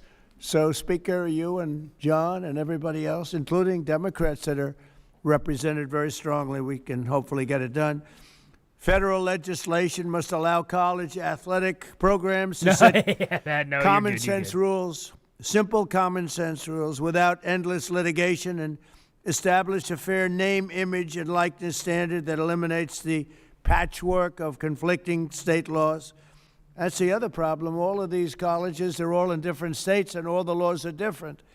So you got laws that are totally different, some one way, some an entirely different way, while allowing the full spectrum of college athletic programs to thrive. It should thrive.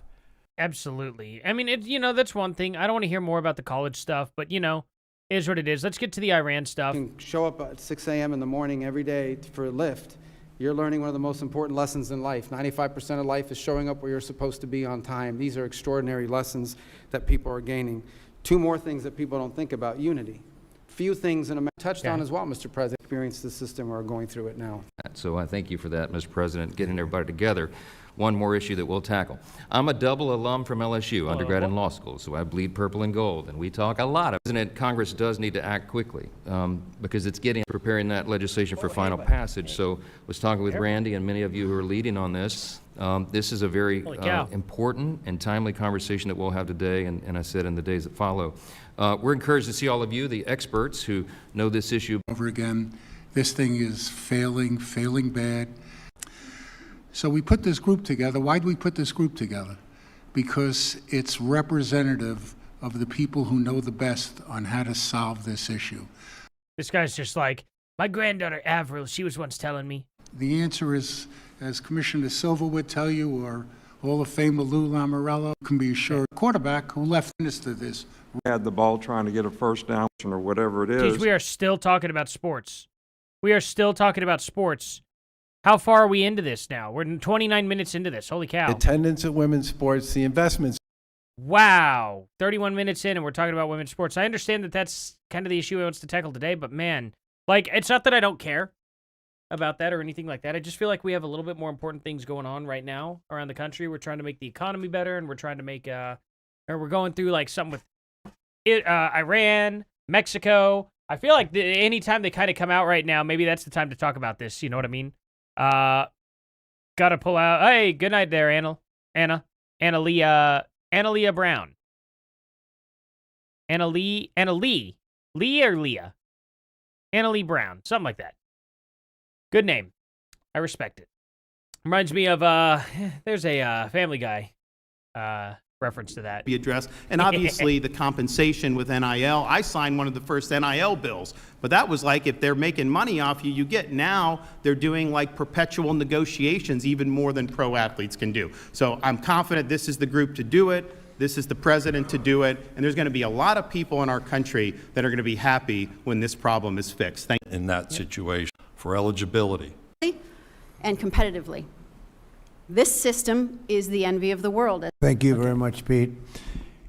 So maybe we have to start with a base because I'd like to say the base should be what we had before, which worked so well for so many years with 23 Division II, 22 Division III, all HBCU conferences. I mean, a lot of, and a lot more than that. So maybe that can be a base. That's the SCORE Act. Well, Steve Scalise has kind of helped quarterback this as well, and has been expressed is just not feasible. So we need your help. We thank you for taking your time and assembling this crew, and we look forward to working together. So the concept of what we're doing with your great experience is a pretty good start. Yeah. If you could pass that around would be great. This is a summary of the SCORE Act, which I think people should. Topic. Okay. Because sports are important. It's not. Purest form is America. It's called capitalism. If you can make money on your name, you should have a right to do that. If you're a gymnast, volleyball. Come on. Scheme. Appreciate you bringing us together today. Well, it's an honor today. to do it. I just hate to see what you're going through. I hate championship. Anything. Well, this one. All of this? Is this just sports? That's the whole thing. Wow. Okay. Well, okay, understandable. I didn't think it would be a whole hour and a half of that. I thought College Sports Roundtable here. What happened to the Iran stuff, though? I'm so confused. I thought they had it. How do other people have the clips and White House has not shared it yet? I'm so confused by that. Wild. Okay, well, who shared this initially? Maybe this account just hasn't gotten around to it. So, let's see. Rapid response. No, this one, they posted this. The White House did. That's weird. Did I miss it, guys? That's very, very odd. Let's see. POTUS on Iran. Okay, well, this was 2 hours ago. Only a minute of it, though. Why? All right, well, we'll watch this. I was hoping that we would You scored from 0 to 10. I said I'd give it a 12 to a 15. Their army is gone. They're just about, look, their Navy is gone. Their communications are gone. Their leaders are gone. 2 sets of their leaders are gone. They're down to their 3rd set. Their Air Force is wiped out entirely. Think of it. They have 32 ships. All 32 are at the bottom of the ocean. Other than that, they're doing very well, Coach. Very well. We're doing, our military is doing phenomenally. That's the big thing for this week. We seem to have a new thing every week, but the situation with a very bad and very sick group of leaders who were killing a lot of people. A lot of our people were being killed. They were being maimed. They were being destroyed with their bombs all over the place, planted in roads, and we call them the roadside bombs, walking around without legs, without arms, face blasted, killed many, many people. Nick Saban is there. Or like the dude who did like Saban for television? Who's that? We have so many more important domestic problems. Yeah, I agree. That's the thing. I think it's kind of a waste of time to be talking about the sports stuff right this second anyway, at the moment. But, I mean, maybe I'm wrong. Maybe he's got plenty of time to be talking about this stuff, but it just seems like news is kind of getting a little buried on it, you know? And we had a choice. We could take it and go on like that for years or do something about it, and we did something about it, and people are very impressed with our military, and they admire our military with what happened in Venezuela, what's happening now, what's happened with the B-2 bombers before this, where they took out the nuclear capability or potential of Iran. I think we're a country that's more respected than we've ever been respected before. Yeah, well, I can definitely agree with that. But I just wish we had more updates, more info. Hegseth is trending. Let's see. Breaking, the BBC has caught doctoring footage again. They claim Pete Hegseth's speech made it look like he was talking bad about Iranian people, when in reality he was talking about the Islamic regime. Wow, and good death job. From Israel. مردمی که فریاد میزدن که مرگ به آمریکا و مرگ بر اسرائیل، حالا چیزی که دریافت کردن مرگ از طرف آمریکا و اسرائیل. Turns out the regime who chanted death to America and death to Israel was gifted death from America and death from Israel.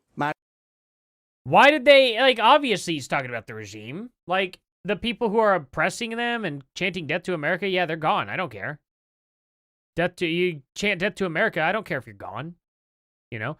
An hour ago, just in, President Trump and Secretary of Defense Pete Hegseth just greenlit a U.S. military strike on narco-terrorists in Ecuador. At Ecuador's explicit request. Nice.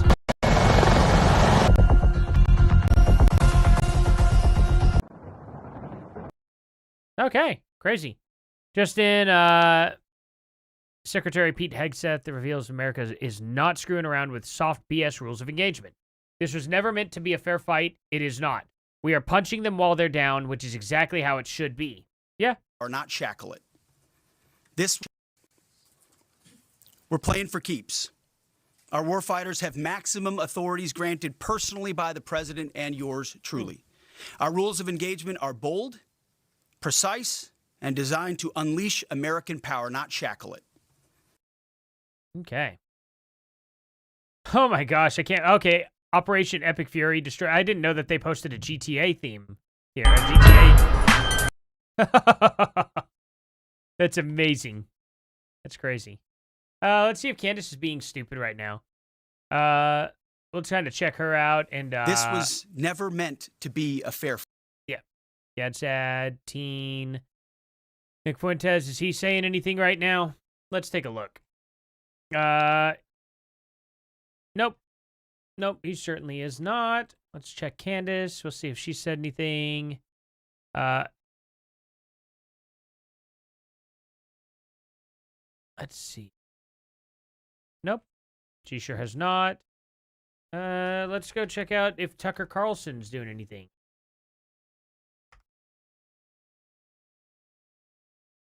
Three hours ago, Cigar I don't know who this guy is, on how the war changes American politics forever. Monologue, is America's sovereignty in danger? Are we moving towards nuclear war?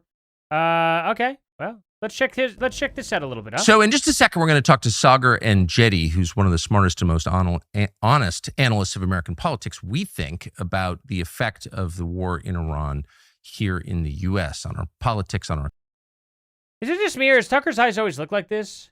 Hold on. That's weird, right? Am I crazy? Well, I wonder. Man, he has the same stare and face now that a buddy of mine who's actually, I don't want to say his name or anything, but he's not doing well, I guess you could say. He's homeless. And he just has that same face. It's weird. Very weird. I could see it. Look at his scowls. Really odd. How long has he been like this for now? Over a year? See if it changes at all over the course of a year. He just scowls more and more, it looks like. Let's see. 6 months ago. 7 months ago. 8 months ago. 9 months ago. 10 months ago. When did he fight this? Oh, it's like 2023, right? Now look. Over here. Kind of a smile, scowl. A little bit more plain-faced. No, it's back to scowling. How long does he always scowl? Because now he's got smileys here. He's smiling there a little bit, but then more scowls, less of a scowl. I don't know. Maybe he's always been like that. I always remember seeing this for his thumbnails, like him smiling. Or being like this kind of, less scowly. Looks like he scowls a lot more. But maybe I'm wrong. It's over a year ago. There's a smile. Just a little curious. 2 years ago. The Tucker Tate interview.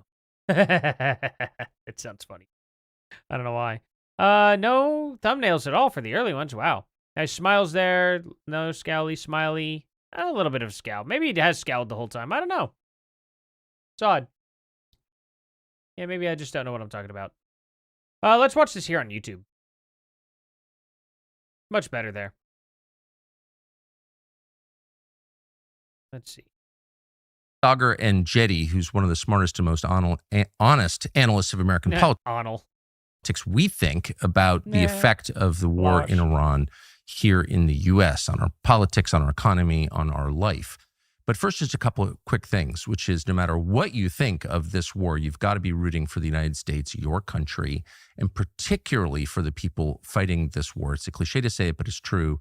They are the best people. This country produces people who voluntarily join to defend the United States, who are often put to bad use and badly treated by our political class, but that doesn't make them bad. They are great, and you got to be rooting for them, for us collectively, and saying prayers both for the country and for the people fighting on its behalf and in its name, our troops. That is real. The second thing concerns a show that we did 2 days ago about the efforts to rebuild the third temple in Jerusalem. We went on at some length about this and why, at its core, for some of the people fighting in this conflict in the United States and Israel and Iran, this is a religious conflict, and that we should be aware of the effects I'm of that curious what long-term. Religious conflicts are not typically resolved quickly. They can go on generationally. They can go on 1,000 years. In fact, they're still ongoing for over 1,000 years in some cases. So it's a big deal to have a religious war. In some ways, this may turn out to be a religious war. In others, it's just inherently a religious war. So you should know. And at the center of that conflict is this thing called the Third Temple, which is called not yet exist, but some people would like to rebuild. So we did a whole show on this. Why did Grok lie to me earlier? You know? I just BF, of course, our MW is 20 an hour. Wait, what? Wait, do you mean BMW? Oh, wait. I have no idea. I don't know what you're talking about there. Ranked 21st in your biggest fans already. Oh, hey, I appreciate that. Thank you. I don't know if that's, how does that even get measured? Let's see. A vision where John is instructed to measure the temple of God and the altar, those who worship there, which is prophesied to be trampled by the nations for 42 months during the end times. Huh. The temple is commonly interpreted as Christian eschatology, as the third temple. So it is. Why did it say that? Like, why did Tucker... So that's what's weird is why does Tucker, like, I hope that's not what they're doing? Like, if that's the case, why does he hope that? Doesn't he hope Revelation actually goes the way that the Bible says it's going to go? You know what I mean? And why does he want to stop that? You know what I'm saying? Like, I'm not saying that it's good and people have to side with this and do it. But what I am saying is, as a Christian, wouldn't this be what you want to have happen? You know what I mean? Kind of interesting, right? I don't know. As a structure that Jews are expected to rebuild in Jerusalem on the top of on the Temple Mount, following the destruction of the first temple, Solomon's temple, by the Babylonians, and the second temple by the Romans, the rebuilding is not explicitly detailed in Revelation itself, but is inferred from the passage and cross-referenced with other prophetic books like Daniel, where the Antichrist desecrates a temple. Okay. Interpretations vary. Some view this temple as literal and tied to end-time events, with preparations already underway by groups like the Temple Institute, including breeding red heifers for purification rituals. Yeah, that's what I thought. That's what I've always kind of heard. So it's weird.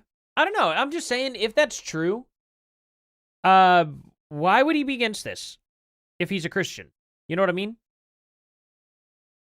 I don't know. It's just interesting to me, right? I don't know. I'm a little confused by it myself. Let's go back to this, though. Seemed important and true. And in the course of that show, we described patches that some soldiers in the Israeli military, the IDF, are wearing that show an image of a temple, of the third temple. And we asked, where did these come from? And it seems like from accounts that we read from those soldiers online that they got these patches somehow from a group called Chabad in the United States as a global group, but it's headquartered here in New York and Brooklyn. And we said, and you can check the tape, it was like, Chabad, they seem like really nice people. Met a bunch of people in Chabad over the years. They do a bunch of charitable enterprises. But apparently these patches came from Chabad. And Chabad, check their website, is in favor of rebuilding the third temple. And why wouldn't they be?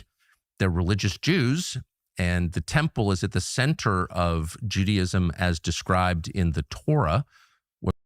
And it's also in the Bible, obviously. I'm confused by this. Huh. What Christians call the Old Testament. And all sacrifices, all public worship takes place in the temple in Jerusalem, built on the foundation stone. And that's where God resides, according to Judaism, to Torah Judaism. And all of that ended in 70 AD when the Romans, as predicted by Jesus, destroyed the temple. Now, from a Christian perspective, God destroyed the temple, Jesus destroyed the temple, and became himself the temple. He replaced the temple with his body. And he says this, I am the temple. So that is the Christian view of the temple. But the Jewish view of the temple is very different. And it's what I just described, which is this is where God lives. So if you're a religious Jew, you want to see the temple rebuilt. And there's no criticism of that. That's a religious perspective, which is... Well, if that's the case, then why did you say you hope they don't do this? I don't get it. Internally coherent.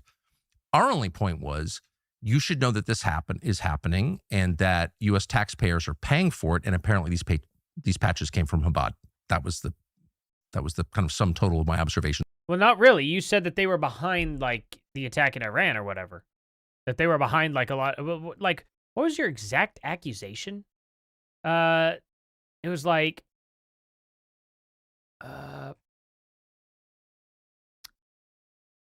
here we go. It was through this, right? I thought. Okay, hold on. Tucker. I'll just do this. Let's see here. Where is it? Right here.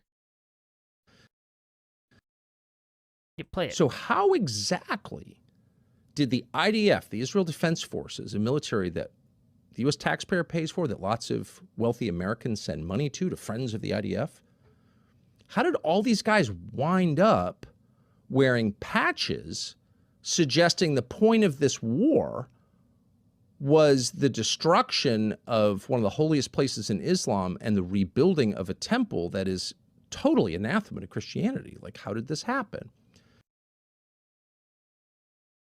Why did it pause again? That's weird. Well, there are a lot of ways it happened. The main way it happened is because no one in the United States noticed, because it's such a secular place. And as noted, we have eyes but can't see and ears and can't hear. But this has been going on a long time in public. Oh. Through, in part, the efforts of a group called Chabad, Chabad. And you may know people who give money to Chabad or run into Chabad, super nice people, engaged in all kinds of charitable activities, drug rehab. There's a lot about Chabad that's really good. But what is Chabad exactly? Well, Chabad, you can look it up, is a very old organization, about 250 years old. And it's a branch of Hasidic Judaism. It's an organization that was overseen for many years by a guy called Rabbi Menachem Schneerson, who was famously in Brooklyn, considered the Messiah by some of his followers, who was a friend of presidents, or certainly someone presidents visited. He was a very powerful man in the Orthodox and the Hasidic community. And he was the overseer of Chabad, which predated him and outlasted him, but he was its most visible ambassador.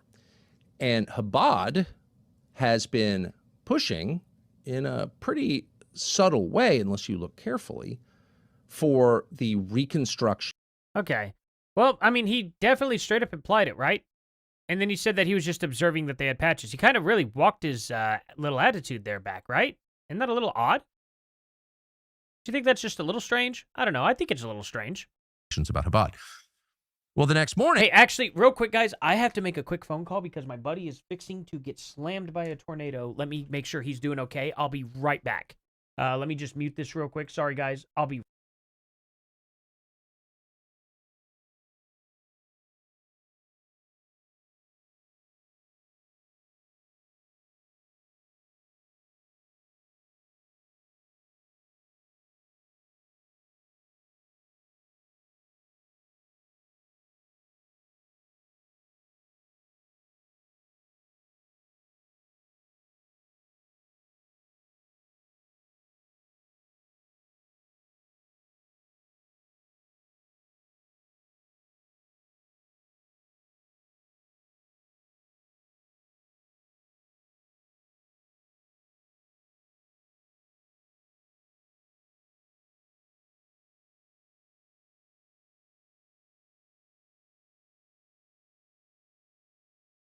Oh, holy cow. Yeah, they're going right down to the shelter. I was like, pick up your phone. So I just called his dad. And I was like, hey, you guys watching the news? He goes, we're going to the shelter now. And I was like, okay, cool.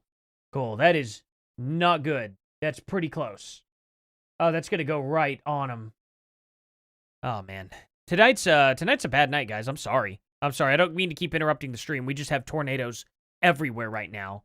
And that tornado got dangerously close to us here, but it's going right where my friend lives, and he is not far from me. So yeah, it's over in Tulsa. So, yeah, this is scary. Which is to say, yesterday, sorry, guys. Wake up and there are all these attacks. You know, Chabad, you're attacking Chabad. You're blaming Chabad for the war. No. You did do that. Didn't really pay too much attention to it. Of course, these are organized by these attacks. Hey, thank you, part Nikki. of a propaganda campaign very waged much. by They do Israel have- and they its do have proxies here in the shelters. United States, who are many, at least online. And the idea was to make this seem like an attack on Chabad, which it wasn't. No. I don't need to go. Trust me. I don't need to be driving around anywhere doing anything like that. And I'm not gonna go drive into some nader. No, my buddy's he's okay. They're in their tornado shelters. They actually have tornado shelters, so they will be just fine for sure. Hopefully they can keep their phones up and get signal, so that way if I need to go like after a tornado and dig someone out of a shelter, then I'll let you guys know. Don't worry. Not intended to be, and wasn't, not inherently an attack. And then Bill Ackman gets in and says, you have potentially blood on your hands. You're calling for violence. And Bill Ackman is mad at me. I know Bill Ackman because... I don't think you called for violence. You just made a really silly observation there, really. Just because, like, when people are wearing religious things around their necks, you know, putting patches on that are religious, you don't just blame them. You know what I mean? You don't blame the religious people. Like, every single military wears probably some form of ideological thing on them, right? Like, look at the communists. They didn't have any religion, but they certainly had, well, actually all their suits were just straight brown, weren't they? But they probably had some sort of mark on them for their leader. You know what I mean? Their ideology still comes across on their clothing. Has nothing to do with Israel, because I once pointed out that Bill Ackman is a thoroughly mediocre intellect. Bill Ackman's not a genius, and yet Bill Ackman has billions of dollars. And like, how did that happen? That's not the American dream I was told about. Maybe he's a good investor. What do you mean that's not the American dream you were told about? Who knows?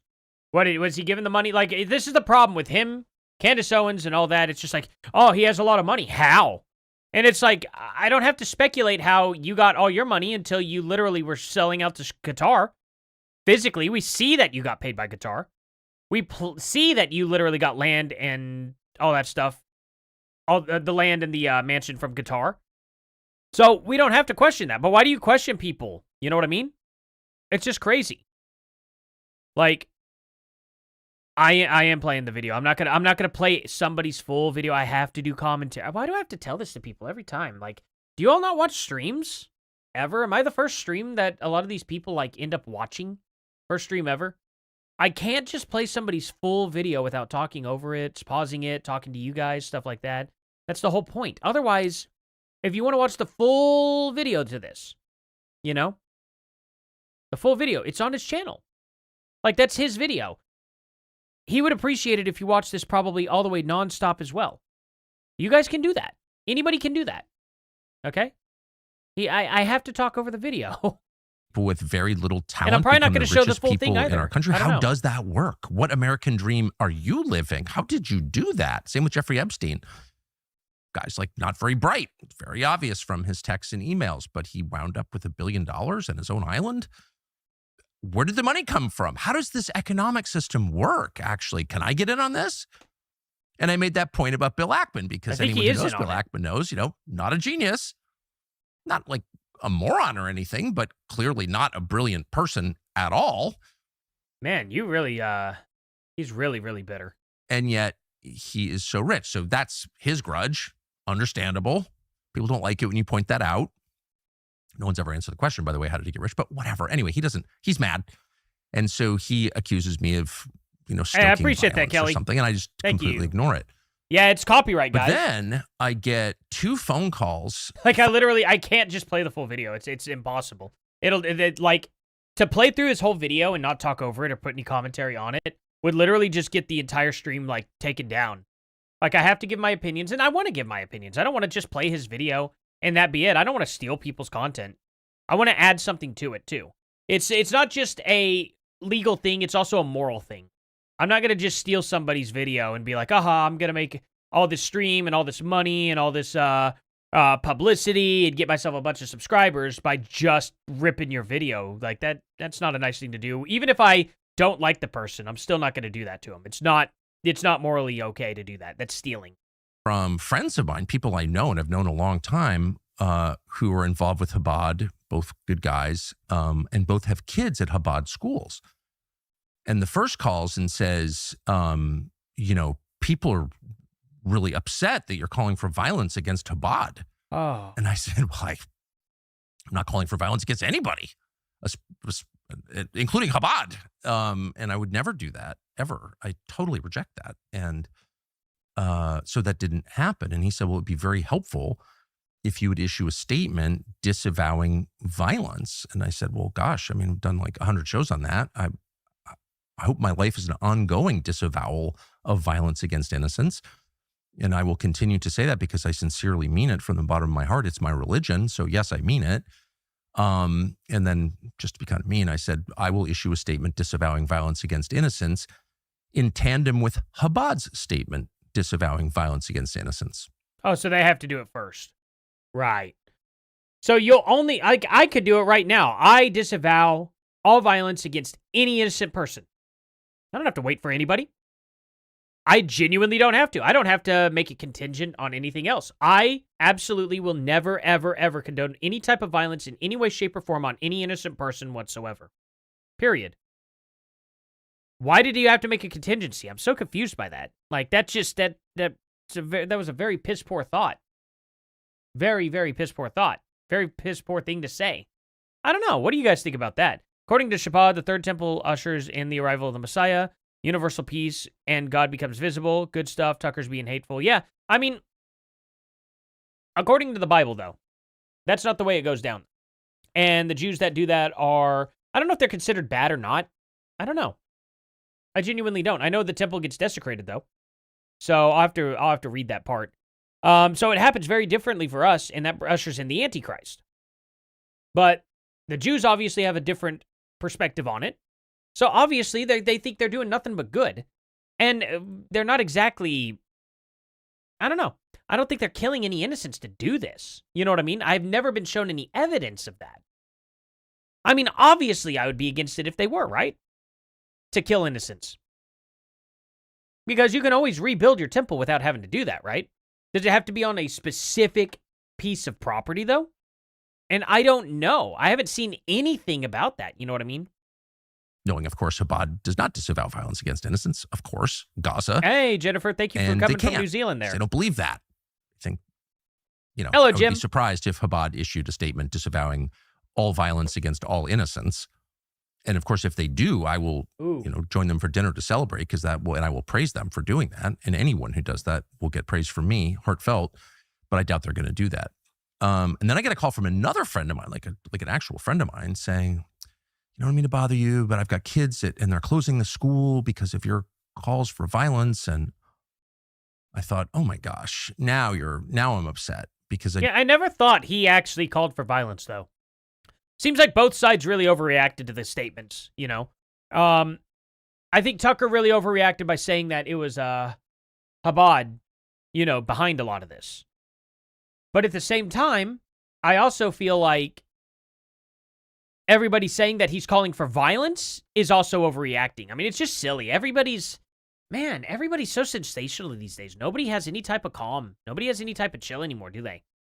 If one side says something, people really do jump on and go, he's struck, and it's just, I don't know, it's getting silly.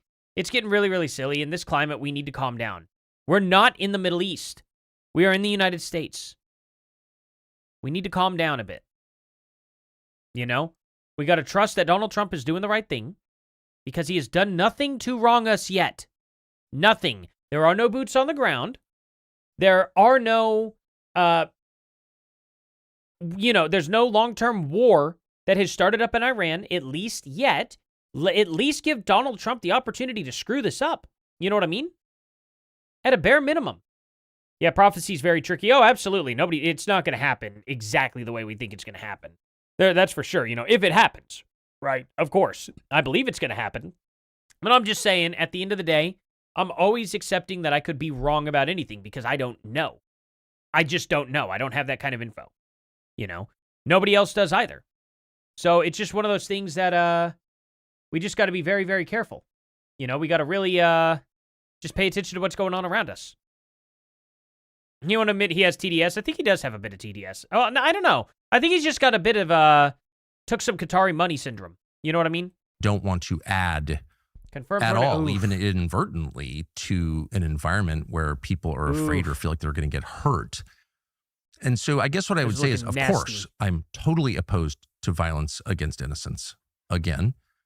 But moreover, this is the product of the war that is underway now and evidence of the point that this is fundamentally a religious war whose effects are already being felt here, which is to say groups. I mean, essentially the president, he could pretty much replace anybody, but I don't know. I don't know what he's going to do. I'm going to leave it up to Trump. He knows what he's doing for the most part. I'm going to wait for Trump to actually betray us, really, before I really start in on it. You know what I mean?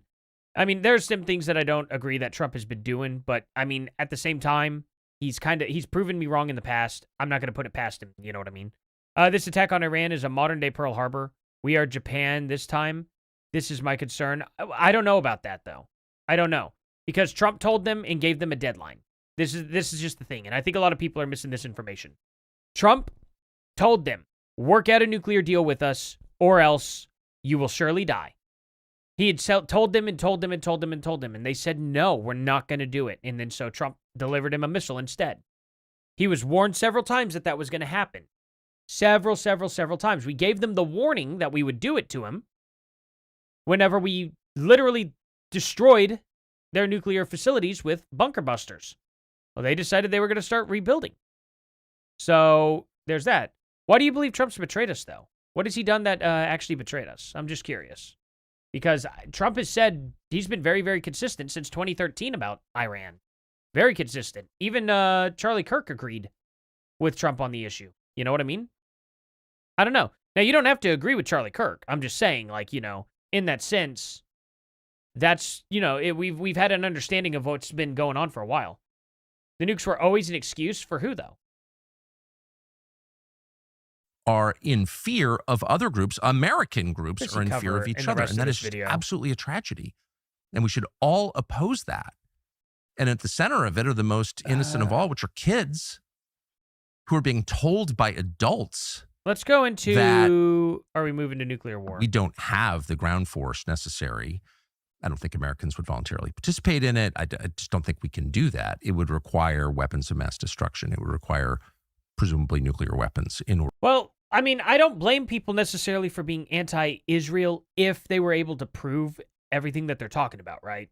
You know what I mean? And I don't know that it's necessarily, I don't know that I would call it anti-Israel brain rot per se. I think people are just jumping the gun on this. There's evidence out there, quote unquote, but it's not proof. It's not rock solid. And it depends, too, because a lot of information that's come out about Israel's quote-unquote wrongdoings have just not been substantiated. And so it makes me pause. I'm like, look, I can't buy into the anti-Israel stuff unless there's something pretty concrete, And everything that has been shown could just very well easily simply be fake. You know what I mean? On everything they're claiming about Israel. So it's just one of those situations that we just got to wait for more information, but people are too impatient and they want to just believe something that I don't know why they do this. Actually, I really don't know. Maybe they just don't really think it through, or maybe they actually believe that the evidence has been substantiated and kind of the problem, I don't know. I just try to bring people to be reasonable and wait for info. You know, we gotta take it in as we go along and make sure that everything's correct. Can't jump the gun, you know. To do that, and let's not lie to ourselves. Wait, are there a lot of ads We're on moving this? toward that. Yes, and that is another important point that I think you have been highlighting here is if you. Oh no, Charlie did agree with Trump. I'll show you real quick. He did. It's not even negotiable. Oh, actually, I could. Yeah. Let's see. Charlie, Kirk, Iran. Let's see. No nukes for Iran. No troops on the ground. No U.S. troops dead. No regime change. No nation building. No war. President Trump with historic masterclass. This was June 23rd. This was whenever Trump bombed Iran. Here we go. Charlie, do you support or US oppose bombs this? I Iran. support President Trump. That's my answer. I know the man. He's the commander-in-chief. He's the man for the hour, and he's had the weight of the world on his shoulders. So in a situation like this, I support my friend, and he's had my back, and I have his. That's my perspective. By the way, I also look at this and I say, and I understand the arguments of people that, don't intervene and all that. I get it. But boy, have we not exhausted so many diplomatic channels and options. Oh, yeah. I mean, there's definitely brain rot going on. It's, if ever there was a piece of evidence to come out to show that Israel was in the wrong, you know what I mean? Then I guess it wouldn't be brain rot per se, but it still kind of is brain rot. Like, that's kind of the thing, because it's like, the brain rot people would be vindicated. But the fact that they believed it without having rock solid evidence is actually just troublesome for me. You know what I mean? I don't like it. People really should wait for evidence to come out, before they side with anything, in my opinion. And there's just nothing to really there's so much stuff said about Israel, and I haven't seen, I've been doing my due diligence on this. There's nothing to corroborate what they're talking about, ever. And so that's just why I'm like, well, okay, maybe they're telling the truth, or maybe they're right, not telling the truth, because obviously they're saying that there's evidence when there's not. But maybe they're right about what's happening, and one of these days I could get proven wrong. I'm just keeping it open just a little bit, you know what I mean? Like, until I see proof, I'm not going to side with them. Once proof is presented, then I may. But because they keep saying this without providing proof, I really have a hard time believing them, you know? Here is Netanyahu, 261, praising and congratulating President Trump. Play cut 261. Well, hold on. What happened differently then than from the strikes that Trump has done now, though? You know what I mean? They were building nukes. He destroyed their nuclear facilities. Then they said they weren't going to do a nuclear deal and started rebuilding those nuclear facilities, so then he ended them. Because they won't stop. I mean, it's the same exact thing that happened back in June. And Charlie supported it, But he was like, Charlie Kirk was the first casualty of the war in Iran. What an absolute psychopath. Never forget what they did to him. Just crazy. Just insane. If you are serious about actually protecting human rights, you should want to make Iran Western again. Really now, huh? Let's see the what United they say. States and Britain. How much do you actually know about Iran? Persia was a great power, and then yeah, Iran we're not at war. Took a turn for the worst. Interestingly enough, there was the Shah of Iran, and then the Shah was displaced by Mossadegh. Mossadegh was How would I even corroborate? Well, let me put it this way. We know for a fact Hamas attacked on October 7th. We know they were Hamas agents. We know where they came from. We know what they did, right? There's video of it. There is absolutely everything about it. It was during holiday of a very important holiday for the Jewish people. We know how they got in. We know where they came in from. And that's hardcore evidence. You know what I mean? So why should I just automatically believe something without evidence, though, right? When it's like, oh, well, Israel's committing a genocide. It's like, okay, whenever they were talking about, whenever they did the ceasefire, you remember all those people that came back to the ruin? Why did they evacuate those people if they're trying to genocide them? You see what I'm saying? So there's holes in that when they're like, oh, well, they're trying to genocide, right? So it's like, okay, well, then why would they let those people go to safety? Why not just wipe them out? You know what I mean? It doesn't make sense. It doesn't make sense that they would do that. They're doing things that don't make sense from the pro-Palestinian point of view. So if that's going to be happening like that, I can't help but question it. You see what I'm saying? Maybe they're right, but whenever I see Israel literally doing exactly what they said they're doing, they're moving the people out, they're trying to protect the people of Palestine while they're looking for Hamas, and then I see proof of them actually actively doing that, And then people are like, no, that's not what they're doing. They're genociding these people. And it's like, okay, well, why did they move them out then? Why did they actually protect them? Why did they bring all these people back during the ceasefire? You know? It's just weird to me. If Charlie Kirk was here 45 days ago with the regime slaughtered 30,000 citizens, he would be backing what he's doing 100%. I agree. And he kind of says it here. Democratically elected. Now, to be very fair, the United States and Britain got rid of Mossadegh, and then we reinstalled the Shah. Bad decision, which then led to the Iranian Revolution, where radical Islam took over Iran. Look at some of these pictures of what Iran used to be. It was wealthy, it was proud, it was strong. The Persians are wonderful people. Some of my closest friends are Persians, and I love them. Man, they had a beautiful society, genuinely. Like, look at these cities in some of these older pictures. And we should have a heart for the Persian people. I think he shows more, right? To try Iran. What used to be. It was wealthy, it was proud, strong. The Persians are wonderful people. Some of my closest friends. Oh, no, he'll show more. People. And we should have a heart for the Persian people to try and have a better future. Regime change is very difficult to talk about. I actually don't like talking about regime change. It's very complicated. But understand that there can be brighter days ahead for the Iranian people. And just look at some of these pictures of how beautiful There Iran it is. Look at that. Like, that looks like a 1940s paradise. This is like in 1960 or something, I think. 1970. But, I mean, you know, they have a... It just looks gorgeous. How beautiful Tehran used to be. Look at that. And... Man, what a pretty sight.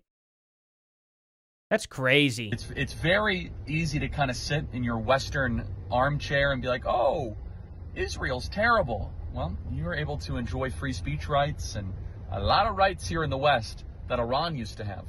Remember how Candace was saying literally earlier, like, the West is the best, da-da-da-da-da, you know, and just absolutely defended a guy who, like, was a communist, you know, the communist leader of Romania that slaughtered, like, 1,200 people. And she's like, he was murdered. That guy was murdered. He had every right to kill those 1,200 people. Kind of funny, right? And still the West Bank was attacked and removed from their homes to hand to Jews. Is there proof to back that, though? Any proof to say that they just removed all of them and gave all their homes to Jews and just left these people out homeless? You know what I mean? Like, kind of curious about that. And if you are serious about actually protecting human rights, you should want to make Iran Western again. Huh? See, there we go. I mean, look, I don't have to speak for Charlie ever, you know. This clip predates Charlie's June 2025 statement calling regime change in Iran pathologically insane. He opposed war. The community noted that. You notice that they didn't community note anybody else's stuff, though, like this, the Charlie Kirk show and all that. Like, why massive war against Iran and attempt to facilitate regime change as pushed by the people like Lindsey Graham. But what's funny about this is this was June 17th. This was actually after. This was June 21st. So, technically speaking, the pro-Iran stuff was sooner, but they don't put any community notes on this, right? Funny, right? So, you know, it is just one of those things that, I don't know. You can see a lopsided, it's lopsided here. Very lopsided. But anyway, he does say that regime change is psychotic for the sake of regime change. And it's obvious what Charlie meant. We don't want to go in there and create a regime change. That's not our goal. But if we have to strike Iran because they are literally not doing what they should be doing, it's not for regime change. It's literally they won't stop creating a nuke. It's not about trying to get them to have a regime change. It's about getting that regime to agree to our deal. If they would have just done that, it would have been fine, you know? So, it's just one of those situations. It's clear what he meant, because if he didn't mean that, he never would have came out and said, hey, he agrees with Trump. I mean, it's not like he was forced, right? If he were forced into those situations, it was speaking the way that they were telling him to speak. I don't think, you know, the crazies would have gone after him, right? Or not the crazies, per se, like the leftist crazies. I don't think Iran would have, or, jeez, I can't talk today. I don't think Israel would have gotten him, right? Right? You know what I mean? So, I don't know. It's just one of those things to where people are saying that he was kind of, you know, hesitant to say anything against Trump and was just like, I don't know, threatened or something like that. I think it would have ended up being, I don't know, one of those situations where the Candace Owens crew would have nothing to argue. But I don't know. It's just my opinion on that. But anyway, yeah, he did definitely, he agreed with Trump for sure. Nothing about, like, no way around it. Like, he straight up says it. So, I don't know. It's just weird to me. It's weird to me that they're, that it's still being debated. I guess let's go a little further into this. You look at the decision matrix where everything is about upping the ante. A good friend of mine actually pointed out many of the Vietnam aspects that were already starting to climb. So you watch very quickly. We thought we could just Stop tying half knots, people. Do a Windsor. Learn how to do the Windsor. This looks bad. I don't like these. decapitate the Ayatollah and they would crawl over and make a deal. It didn't happen. So then what happens? We have to start bombing the police stations, the border guards, to be able to make sure that these Kurdish CIA-backed groups can make an incursion, that they can start their civil war in part of the country, distract the security force. At every step, when the Iranians reject an American overture, the natural choice of the American president will be escalation and bombing. Already, I mean, watching statements coming out of the Pentagon, it's shocking. It's like Military Assistance Command Tehran. They're bragging. I mean, Tucker, as an American who really was radicalized by the Iraq War, to see the chairman of the Joint Chiefs of Staff about how we've already dropped double the munitions of shock and awe, I actually felt like I was going insane because we have learned nothing. Already they're talking about we've struck 2,000 different targets across the country. Look, you don't have to believe me. Go and look at footage from the ground. It doesn't look like civil war has erupted, civil society, or any of that. The Iranian regime remains relatively in power as of right now. And so when you, again, up the ante, which President Trump did with his demand for unconditional surrender, remember, they told us it was just about nuclear weapons, then it was about ballistic missiles, then it was about projecting terrorism. Oh, wait, is there a hardcore cat fight going on here? If you knew him well, then you would have met his wife. I don't know. Let's, look. It's, their mind don't like it. Wait, what's going on here? 5... Jeez, calm it down, guys. Like, for real. Like, the audience, they're just... I don't see anything wrong here. You just said I knew Charlie, so let's not talk about him, and I don't want to talk for him. You're the only one who can speak then. Like, I don't know. I think we all ought to just drop it. It is what it is. We're on this now, you know. Like, no need to get hateful with each other at all. Or something in the region, which is, you know, nebulous and undefinable, designed for that reason. I haven't seen anybody really get too hateful, though, so let's just keep it, you know, this is... It's fine. People agree, disagree. I've shown what I've shown. We're on this now. Have to be able to go to war. Well, then we now get to unconditional surrender, which is only enforceable with massive weapons, nuclear weapons in this case. And now we have two nuclear-armed powers, Israel and the United States, which are engaged in this conflict. And the Israeli part of this equation is really important. America actually does have an interest in a stable Iran because of the Straits of Hormuz, which, by the way, our empire is now having to ensure oil tankers moving through the Straits of Hormuz and potentially put all of our Navy sailors at risk to escort ships through. Does it even make any sense? Did you know that almost 80% of the oil moving through the Straits of Hormuz goes to Asia? 50% of it goes to China. So we're insuring and paying for Chinese oil for the Straits of Hormuz. But Israel doesn't care about any of that. I don't know. This is incredibly uninteresting here. We're moving toward nuclear war. I don't know. I don't think we are. I really don't think we're moving towards nuclear war. The Iranian regime. Let's talk about the refugee crisis. Let's see My favorite question that you asked Ted Cruz. He didn't even know the population of Iran. 92 million, by the way. That was like 2 years ago, wasn't it? Wasn't this like 2 years ago that he'd had that conversation with Ted Cruz? Why are they bringing that up? You know what I mean? It's really weird. Wait, what? Sharing along what? Wait, what did we say? Let's see. Everyone calm down. We all get along to every night. Yeah, I mean, you know, I expect as the channel grows more, we'll get, you know, we're gonna have some, you know, conflicts here. He did multiple rug pulls on his voters with crypto and other stocks. Wait, who? Who's he? Wait. Oh, he was elected to end the war in Ukraine, but has failed to deliver on that promise. Oh, what did you like? Okay. Trump has even come out and said this was a much harder war to end than he expected it to, but he is actively trying to do it. But he hasn't failed. He's still president for the next 3 years. Like, what? Do you think he just neglected it? Like, at the end of the day, if the war's to end in Russia and Ukraine, it's up to Russia and Ukraine to end it. That doesn't mean they're going to stop lobbing missiles at each other. Now, obviously, Trump could threaten Russia to stop, right? Or threaten Ukraine to stop, and they would listen. But Russia's not going to listen to us at all, and if we threaten Russia, they're going to dare us to strike, and then if we don't strike, we look like weak fools. If we do strike, and Russia thinks that they actually could start nuking us, they may start nuking us, and then we nuke them. It's mutual annihilation. We just don't know. It's a tough gambit that way. We have to tread water there. You know what I mean? But he wasn't elected to end the Ukraine war. He was elected to do one very simple thing, and that's to deport illegal immigrants. That was the #1 issue across the entire United States. Absolutely #1 issue. There was nothing more important. The second most important issue is our economy.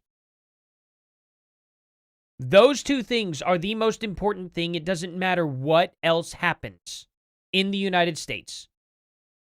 If he does not fulfill those two things, then his presidency will be considered a failure. If he does do those two things, he will be considered a complete and total success no matter what else he decides to do, unless he starts removing rights from the American people. So it doesn't matter. The Israeli war thing, it's not an issue. Iran is not an issue. Mexico, not an issue. Actually, Mexico is kind of an issue. It'd be more of an issue than all of them because we obviously don't want to live on the border with these cartels. We don't want to have to deal with that. So it just is what it is. The Venezuelan thing, not as important, but still decently important compared to Israel. Like, I don't think people realize genuinely how low the Israel and Palestine issue actually is. It is a big issue for people on X and people on YouTube. It is not a big issue for anybody who has a 9-to-5 or works 312s, 412s, or anything like that. Any type of working class person, they don't care about Israel that much. The Epstein list, nobody gives a crap about either. I really wish Trump would have went ahead and focused on the whole Epstein files and Israel and Iran, stuff like that. If he could even control this. I'm not saying he could. But in a perfect world, Trump would have focused on our economy and stuff first and the illegals. And then the second term, focus on Iran and focus on Israel and focus on the Epstein files and stuff like that. But obviously, it couldn't quite go down that way. Nobody else is just going to wait for the United States. So things are going to happen around us no matter what. And things are going to interrupt that process. People have to be very conscious of that. So I don't see Trump as a failure at all. It's just now been 1 year out of 4 years. And if Trump did a fourth of what he's asked, then why not give him at least the other 3/4 of his time to fulfill the rest of his presidency? And I actually think Trump has fulfilled at least a fourth of what he's promised. So, that being said, he needs to get probably everything else done this year because the midterms are a toss-up. I don't know who's going to win. I don't know if we'll retain or if Fuentes and them are going to win out and edge out a few Democrat wins. I have no clue. Way, 92 million, 1/3 almost the size of the United States of America, destabilize a country which, if we give them the Gaza treatment, which again looks currently potentially likely, and especially when the Israelis are involved, what does that mean? Mass immiseration, mass refugee flows all across Middle East, across Europe. Turkey is already, you have Naftali Bennett, the former Israeli prime minister. This is all speculation. I don't care for this. This is all what if. There's no crisis then. It's just a what if situation. Israel's takeover of Lebanon. Have they taken over Lebanon? But one of the bad things that's happening is Israel is taking over southern Lebanon. And did somebody say Biden did something good? Really? Wait, I'm interested in this. What? I want to see.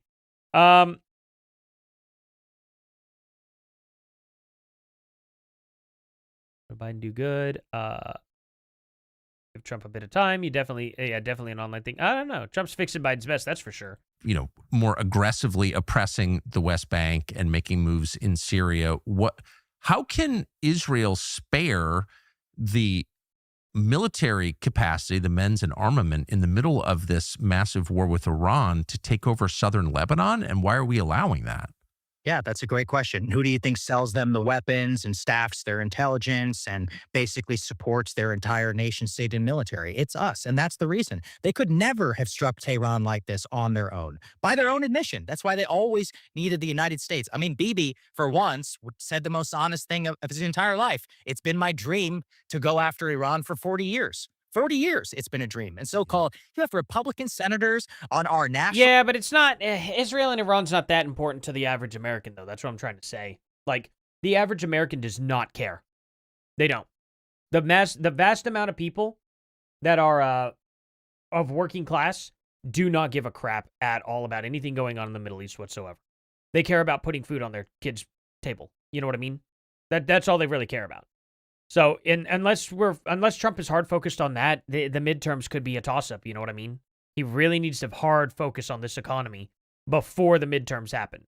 Television with no shame. And he doesn't have saying much that, time. Iran has been an imminent threat to the United States for 40 years. I think they need to go back to school and read the definition of imminent. But at the very least, this propaganda is completely unchecked by our press. It is just accepted. It is currently the party line. But let's get to it. You know, what you just talked about there with Lebanon. Again, if you don't read the Israeli press, which in some cases is actually more honest than our own press, ironically. Much more. There is a quote where they say, the Israeli minister said, "We will turn Dahia into Gaza." That's basically what he said. We are going to take an area of Beirut and we are going to level it to the ground. That's what he said. That is an open admission from the... From who? Israeli ministers. Israeli ministers. Let's see.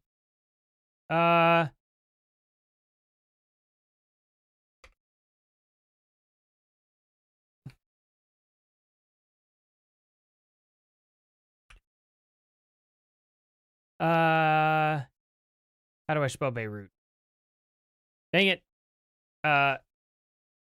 Beirut? No, not. Dang it. BEI. That's how it is. That's right.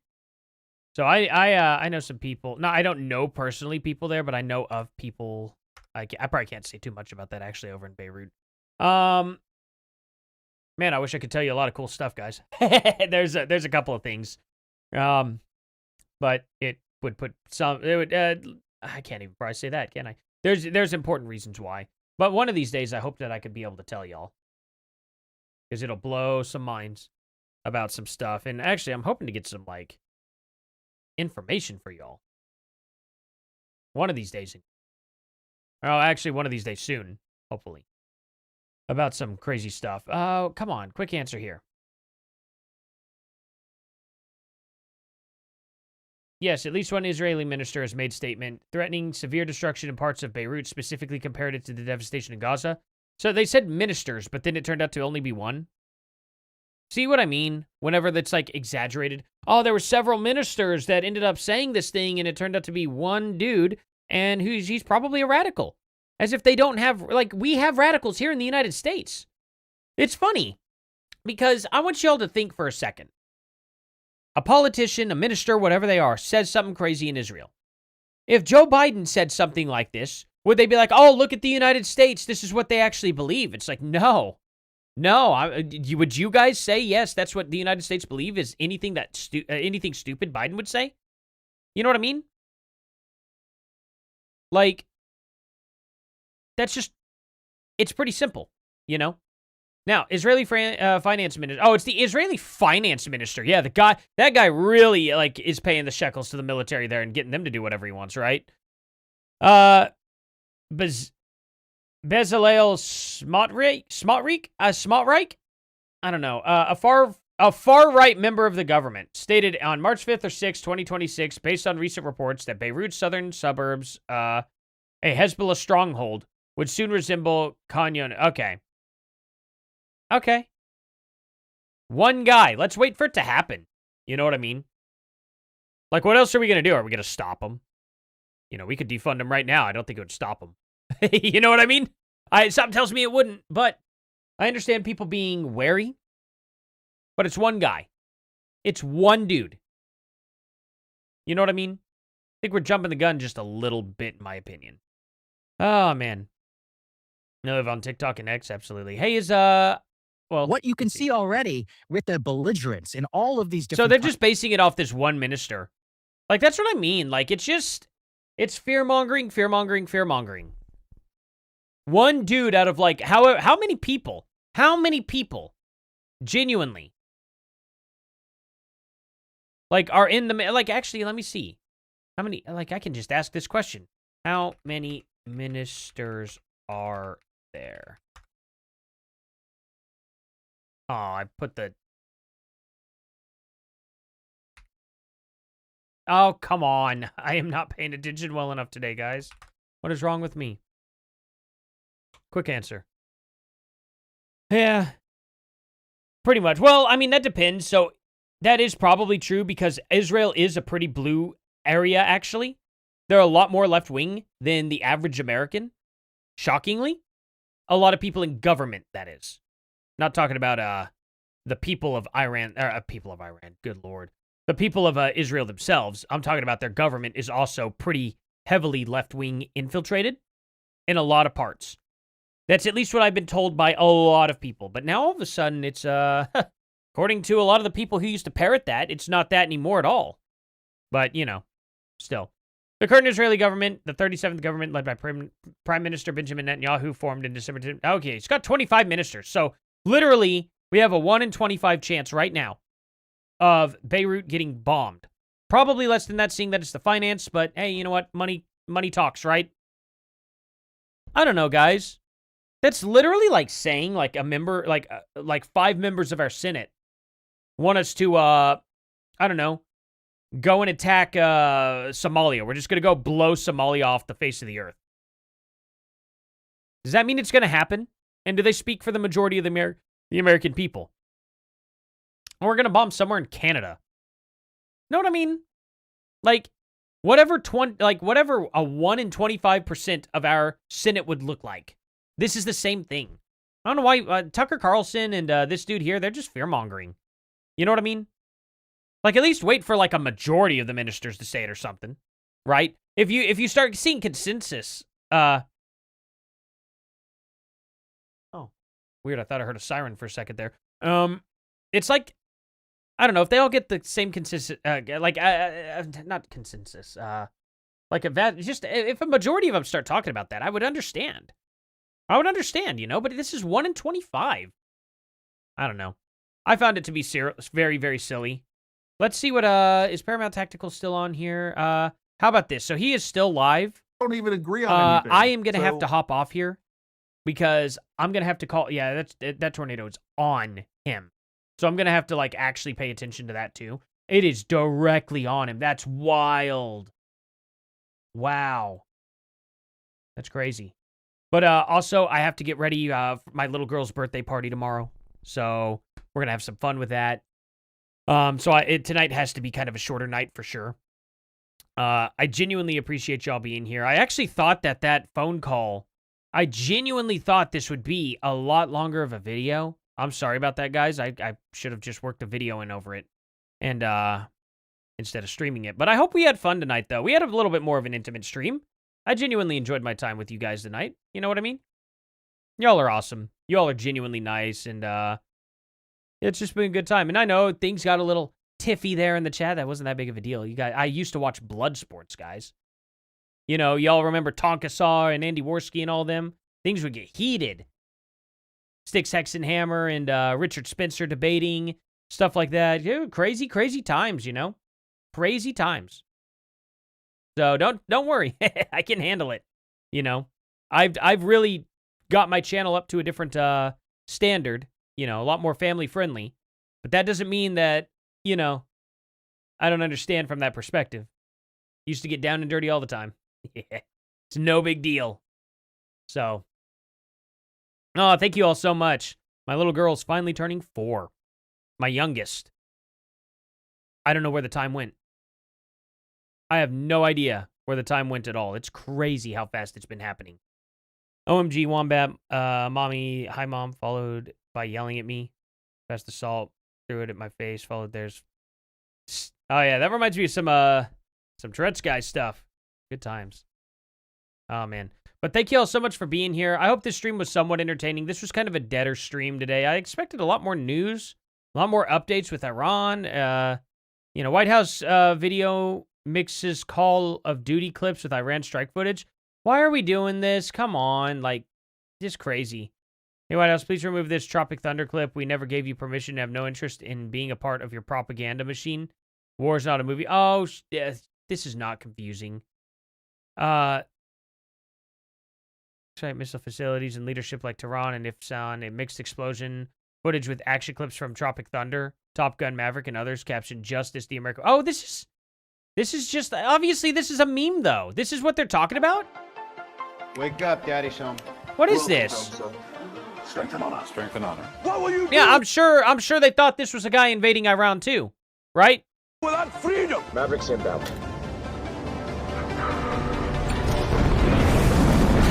You can't conceive of what I'm capable. I mean, they're playing Mortal Kombat music. Like, how do you not see that? Like, this guy obviously wasn't in Iran either. Like, yeah, this guy's crazy. Oh, what's his name? The guy who plays Saul Goodman. What is his name? He used to be a writer for SNL during peak SNL. He's like a writer from like 1989 to like 1999, I think, or 2003. He also created the Tenacious D TV show and created the Bob Odenkirk. That's his name, Bob Odenkirk. He created a Tenacious D TV show as well as the movie. He pretty much created Tenacious D in general. Like, Tenacious D was a band, don't get me wrong, with Jack Black and Kyle Gass. But he's the one who made them into, like, what they were. For the most part. Like, just awesome. This guy is, like, he's a mastermind writer. He is so good. Capable of finishing this fight. Oh, look, Master Chief. Yeah, I'm thinking I'm back. I'm here to fight for truth and justice in the American way. No, Superman was there. The danger. Yeah. Breaking Bad there. He's cooking meth up. To find out. Maximum effort. Here it comes. Now end this. Yuki is there. What? Like what? Flawless victory. This is so clearly a joke. Oh my God. This is amazing. What is this? What is wrong with X? The White House shared a 42-second montage Thursday night celebrating U.S.-Israeli precision strikes on nuclear sites, missiles, facilities, and leadership in places like Tehran and Ifsan. It mixed explosion footage with action clips from Tropic Thunder, Top Gun Maverick, and others captioned Justice the American Way. Stiller, who starred and directed in 2008, war satire, fired back. We never gave you permission. War's not a movie. Sparking divided replies from supporters praising the edit to critics calling it tone deaf amid real casualties. Good God, we just can't have fun anymore, huh? Just can't have fun anymore. They actually were like, the fact that they said that it was confused at all, that's amazing. It's just a joke. Like, it's just to be like, yeah, we're awesome and stuff. I can't believe they threw Yugi in there. Like, holy cow. Oh, man. That's hilarious. That is absolutely hilarious. But alrighty, guys, I gotta make sure that things are going okay. Probably have to make a few phone calls here too. But yeah, thank you all so much for being here. I genuinely appreciate it. Thank you to let me go ahead and Heritas, Sunshine Lover, and Bree. Thank you all so much for your donations. Y'all never have to do that, but you did it anyway. I genuinely appreciate y'all being here. Thank you to everybody coming and enjoying the stream tonight. I'll have a much more laid out stream. I don't know that I'll stream tomorrow night because, you know, I'm going to be doing birthday stuff with the birthday girl, you know, and having a good time with my kids. So, you know, it's one of those things to where I may not do anything tomorrow. I don't know if maybe I'll upload videos tomorrow morning. I don't know. I may just take the whole day off. It depends on if something happens crazy, you know what I mean? So don't expect too much tomorrow.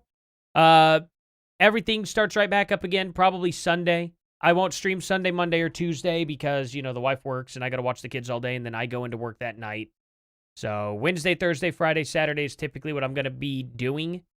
But hey, if more of you guys keep piling in, more than likely, I'll be able to stream 7 days a week. You know what I mean? At least 5. But the goal would be for 7, you know what I mean? That way we could always do this. Yeah. So one of those situations. Oh, wait a minute. What's this? San Diego school trustees bump own pay up by 400% as workers fume. Why is Weird Al here, though? What does this have to do with Weird Al? Okay. Interesting.